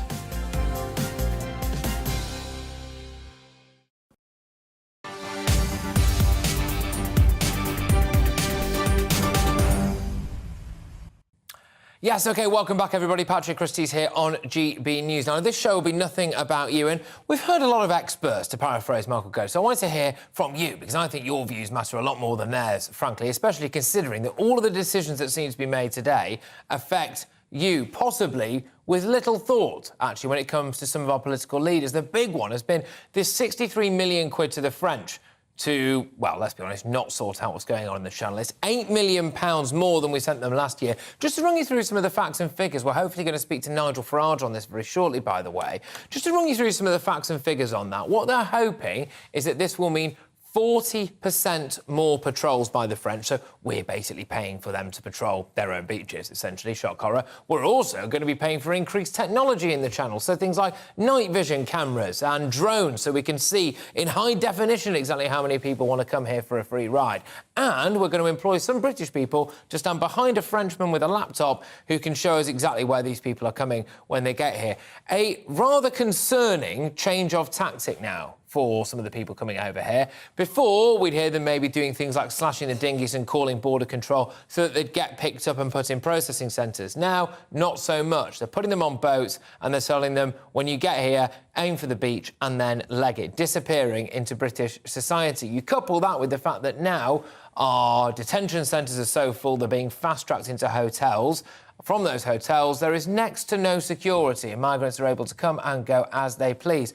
What does that mean for people in those areas? I can't help but feel, when we speak to Nigel Farage, I'm going to ask him about just exactly this, whether or not people are going to go, actually, potentially Nigel was right all along. Because we were saying, weren't we, oh, it's going to cost so much money, this money the public doesn't have. We're staring down the barrel of a massive recession, tax hikes, aren't we, and potential public services cuts. But 7 million quid a day we can spend when it comes to just housing some of these illegal migrants. 63 million quid to the French. Goodness knows what else we're paying in terms of loss of economy, because in your area, if that hotel has been taken up like the Holiday Inn in Maidenhead has, then that means that the biggest hotel in your area is now out of action. So any people looking to come on business trips, etc., visiting relatives, they can't do it now. That's a knock-on effect to the economy. Public services in that area, they're all being bombarded by this. House prices in that area. If you owned a lovely house, you've worked your whole life and you bought a house next to what used to be a lovely little spot next to a nice local hotel in an area, and now, boom, the asylum seekers have moved in. I tell you what, you put that on the market now, I reckon it's worth a few less quid than it was before. So the economy's taking a hit. And then you look at safety for local residents. And this is a massive concern for me. When we're seeing migrants just absconding into the British countryside, we've heard devastating cases of them letting themselves into people's houses. One woman found a chap sitting with his 2 phones, by the way, in her grandson's bedroom. You've got the fact that they're going out and about. How do people feel when their school-aged daughter, for example, walks to and from school, especially in these dark evenings? Before, that was just racist, wasn't it? You weren't allowed to have safety concerns, genuine safety concerns. I find it fascinating that now these seem to be a lot more legitimate as more of these hotels are popping up in more affluent, leafy areas. And we're starting to see, for the very first time immigration lawyers, traditionally, one would argue, towards the left politically, now saying, actually, hang on a minute, maybe the only solution is here for us to take back control of our own laws, i.e. pull out of some of those international legal bodies and try to do it a bit more ourselves. It's almost as if the things that Nigel Farage, etc., were saying for years are actually coming true. 63 million quid to the French, 8 million quid more than we paid last year. Do you think it will make any difference whatsoever? If we're seeing an increase of 40% in patrols, one would argue that we should be seeing a decrease of around 40% when it comes to people coming over. But that number, the breaking news that we had today, 42,000 people have now crossed the channel in a year. I'm going to shut up now. I'm going to hand it over to the man himself, because in case you couldn't tell, I'm getting more and more incensed about all of this. Nigel Farage joins me now. Nigel, all of the things that you've been saying for years are coming to fruition. And what is being hailed as this fantastic, groundbreaking, win-win-win deal by Suella Braverman and Rishi Sunak is, frankly, is it not, just more money for the French with absolutely no result expected? 45 million in 2018, 3 million 2019, 54 million 2019, 55 million 2020, and I could go on. And the more money we give, the more that come. And we've got to stop thinking like this. We will never, ever stop people launching from those French beaches. They're coming from a 70-mile wide stretch. There are hundreds of square miles of sand dunes. And once they're in the water, the French assist them into British waters. The fact of this is simple. Stop blaming the French. Stop blaming anybody else. They're coming because we're allowing it. It is just as simple as that. And I don't think, in terms of this being a political crisis, it's even begun. Because what we witnessed this morning on St Margaret's Beach near Dover was a boat with about 10 men on. 3 of them were stopped and picked up by Border Force and the police. The other 7 have gone. They've gone. Yeah. They're not running through the countryside. They're now being met, Patrick, by motor cars and being taken straight into criminal activity. And I predict the next phase of this will be landings on Kent beaches during the hours of darkness. And even when they're caught, they know their chance of being returned to Albania or anywhere else is very, very limited indeed. And we're now at a point where this issue, I mean, forget the economy even, this issue alone will cost the Conservatives the next election.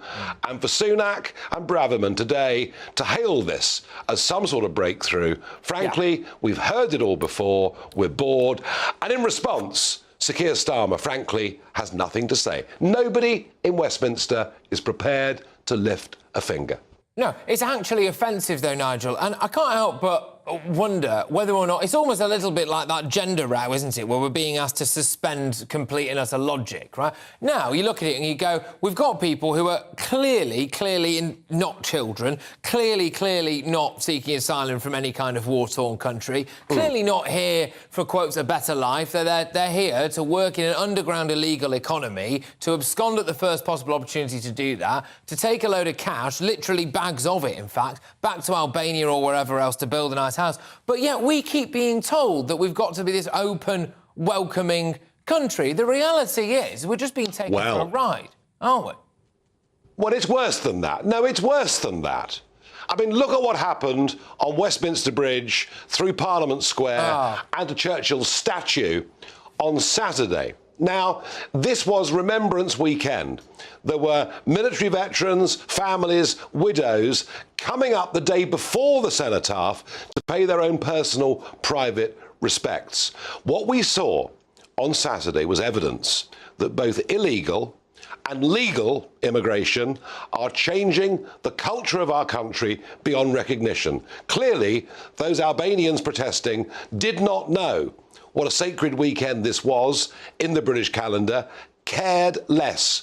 We are changing the very nature of our society, of our community, of our customs, our traditions, and that's being done to us by Westminster politicians. And it's about time that penny dropped with the British public, and I think it is. Yeah, Nigel, I can't help but feel as though we are living through a very unfortunately historic time. Building on what you just said there, where history will look back at this moment, yes, all right, it's been a long time coming. It's been a long time coming. But they'll look back at this particular phase now and go, that was why we lost it. That was where we lost this country. Yes, and I think that is the great danger, and it's what depresses me, frankly, more than anything else. I've been screaming about all of this from the top of the rooftops for some years. I even, in the referendum campaign, Patrick, launched a poster showing columns coming in illegally to Europe. And, of course, the EU have got this wrong. We've got this wrong. There is no stopping it. And just a sort of final thought on this, if I may. Yeah. You know, I'm told the numbers, and you're showing some footage now, I'm told the numbers over in Dunkirk and Calais at the moment waiting to cross are simply eye-watering. This crisis, this emergency, hasn't even begun. Nigel Farage, thank you very, very much. And no doubt you'll be going rather heavily on this evening, Nigel, I would imagine. Thank you very much. Do you want to just do a quick thing about what you've actually got coming up? Yeah, Patrick, I'm going to be talking about all of this and really, you know, drilling down into the sheer cowardice of our Westminster politicians and how utterly disconnected they are with the country. A very, very large, settled majority of this country are appalled at what's going on. It's now the biggest gap between Westminster and the public I think I've ever seen. Yeah, Nigel, good stuff. Thank you very much, as ever. Nigel Farage there. Make sure that you tune into Nigel. It's always box office stuff. Just a quick recap there before we move on to the NHS, because that's another scandal waiting to happen, by the way. But the build-up of these people now in Dunkirk and around the Calais area is vast. It is, as Nigel said, is eye-watering. So giving £63 million on top of £8 million in the year before, whatever, to the French is going to make essentially no material difference whatsoever. We've heard it all before. We're being told this is a win. I can't help but feel we're being gaslit. And when we look at hotels being filled up and there being next to no security there, people landing in beaches and being picked up, it's a proper taxi service being picked up to go and work for these criminal underground gangs. And then on top of that, we've got, of course, this groundswell, a bizarre groundswell of public opinion. People who are asking us to suspend what we're seeing with our own eyes, what we're hearing with our own ears, and what we're feeling, frankly, in our own hearts. I find that very, very concerning. And I've said it before, I'll say it again. I can't help but wonder whether or not, when we look back on it, history will tell us this was the exact time when we lost this country. What do you make of all of that? GBViews at gbnews.uk. But I'm going to move on now to something else that is big, actually, really, really big. This is the NHS, of course, but specifically, Dr. Andrew Stein, a consultant kidney specialist, has said that the NHS will not function or hit any of those targets unless it operates properly at 7 days a week. He has criticised the underuse of hospitals at weekends. He says there's far fewer tests taking place, outpatient appointments and pre-planned operations are depleted. He says that most departments are only set up for weekday working. And if you're in any other business, you might go, right, fine, OK, I understand that. Everyone deserves a weekend off. But the NHS, I mean, people get sick 24/7, don't they? Shouldn't the NHS be 24/7 at full throttle, especially when you consider we've got 7 million people just in England alone, apparently, on an NHS waiting list. Let's couple that, by the way, with other fears about a top A&E medic called Dr. Andrew Boyle, who says he's got elderly parents and he is desperate for them to stay out of the clutches of the NHS because he feels that they won't get out again. I'm joined now by Senior Clinical Lecturer at the University of Exeter, Dr. Bharat Pankania. Thank you very much. Two massive issues here. First one, NHS being a 7-day-a-week service. If we're going to get through this backlog, it needs to be at full throttle 7 days a week, even the weekends. We cannot live in a country, surely, Dr. Bharat, where you're worse off if you get sick on a Saturday. I don't disagree with you at all, Patrick, and we have been here before. So let us go back to when the current Chancellor of the Exchequer, Jeremy Hunt, was the Secretary of State for Health and Social Care. This is what he proposed, which is hospitals should be working 7 days a week. And my answer is yes, make it happen, please, Jeremy Hunt or the new Secretary of State for Health. What I'm trying to say is this. If you wish to have 365 days, 24/7 NHS operation, which in any case they are, all right? You also need to have all the services that are needed. So you need the radiologists, the radiographers, the laboratory technicians, the porters, the cleaners, the food services, the hospital managers, the entire service that keeps the hospital going also has to work on a 24/7, 365-day basis. I agree with you. I'm just amazed that we're not already there, Dr. Brad, because we see the amount of money. I tell you why we're not there. Go on. I tell you why, Patrick. Right, the elephant in the room is Jeremy Hunt nor their succeeding successors have been able to address this issue, which is how do I fund 24/7, 365-day care at pace? Money is required. So if you are going to have a hospital that doesn't have what you would call dips and troughs, by the way, hospitals are working very hard throughout the day, all day, every day. They are under stress. And you want it to run operations on 24/7 basis. Of course you can fund it. Fund it properly. You have to fund it, otherwise it becomes dangerous to do so. Well, that's it. But a lot of people are now saying, well, actually, maybe there is a bit of wastage in the NHS. There's some kind of bloated management structures that could be... I can see you shaking your head, but just very quickly, because I could talk to you all day about that very, very quickly before I go over to Michelle Dewberry. Let's be honest now. If you're elderly and you're unwell and you go into the NHS, are you bottom of the list of priorities? Of course you shouldn't be. You should be on the priorities depending on what the clinical condition is. Unfortunately, demand is outstripping supply. It is a tragedy. We are a G7 nation. We can do better. Fund it better. OK, there does appear to be a lot about funding in there for what you're saying. I wish I had the time for us to delve deeper into that, but at least there's some confirmation. Let us make the time, Patrick, because this is an important issue. We will. In fact, I would quite like to have you back on tomorrow, actually. Dr. Bharat Pankania there. Thank you very, very much. Confirming one thing that I thought was a lazy trope at our NHS, that actually, if you're old, frankly, there's a lot of times you might not come out, which is a concern, and if you get ill on a weekend, you're less likely to get better. So, devastating stuff. Michelle Dewberry joins me right now with Jubes & Co. Jubes, what's coming up? Oh, well, that last segment filled me with glee, Patrick. Oh, I know. I'm still quite young, actually, so I think from what I've just gathered there, I won't be at the bottom of the list should I ever have You'll be all right. to get checked into hospitals. At least that's made me feel better. But coming up in my show tonight, everyone is going to be paying more taxes. I wonder how people feel about that and how is that going to kind of push us forward with this growth that this economy actually needs. Some are saying it's going to do the exact opposite. And, of course, G20 happening as we speak. Rishi Sunak has said that Russia is a rogue state, so I want to look at that and ask whether or not he's right. About 9 million adults as well, Patrick, in this country are functionally illiterate.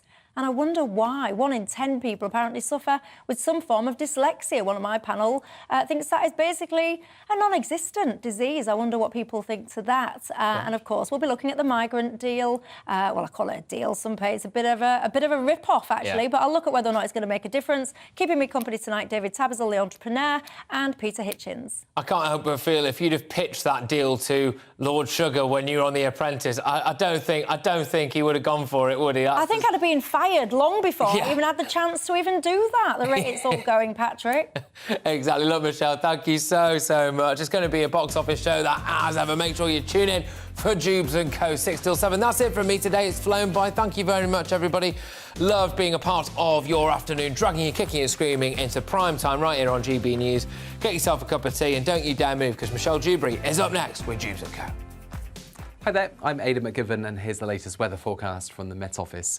Areas of cloud and rain will continue to affect many of us during the next 24 hours. Increasingly windy as well, but it will be less mild. Our winds changing from the remarkably warm southerlies that we saw at the weekend to southwesterlies or even westerlies over the coming days. Of course, those winds will continue to push weather systems our way, and we've seen some damp weather in the west during the day, but that rain will push its way northeastwards as we go into the night time. Increasingly it's fragmenting, so it's just damp and gloomy really in the northeast by the end of the night. Some clear spells arriving into the east, but the next bout of wind and rain soon pushes into western and eventually central areas, and it will turn increasingly windy. So that will keep things relatively mild as we start off Tuesday, but it is an unsettled start. Some very heavy rain for southern counties of England, South Wales, could cause some issues first thing. The rain, though, does move through. It pushes eastwards, tends to become slow-moving, and as a result, it could really pile up across southern slopes of the Grampians during the second half of Tuesday, causing some issues. It's also going to turn increasingly windy in the northeast. Brighter skies towards the west, albeit with some showers into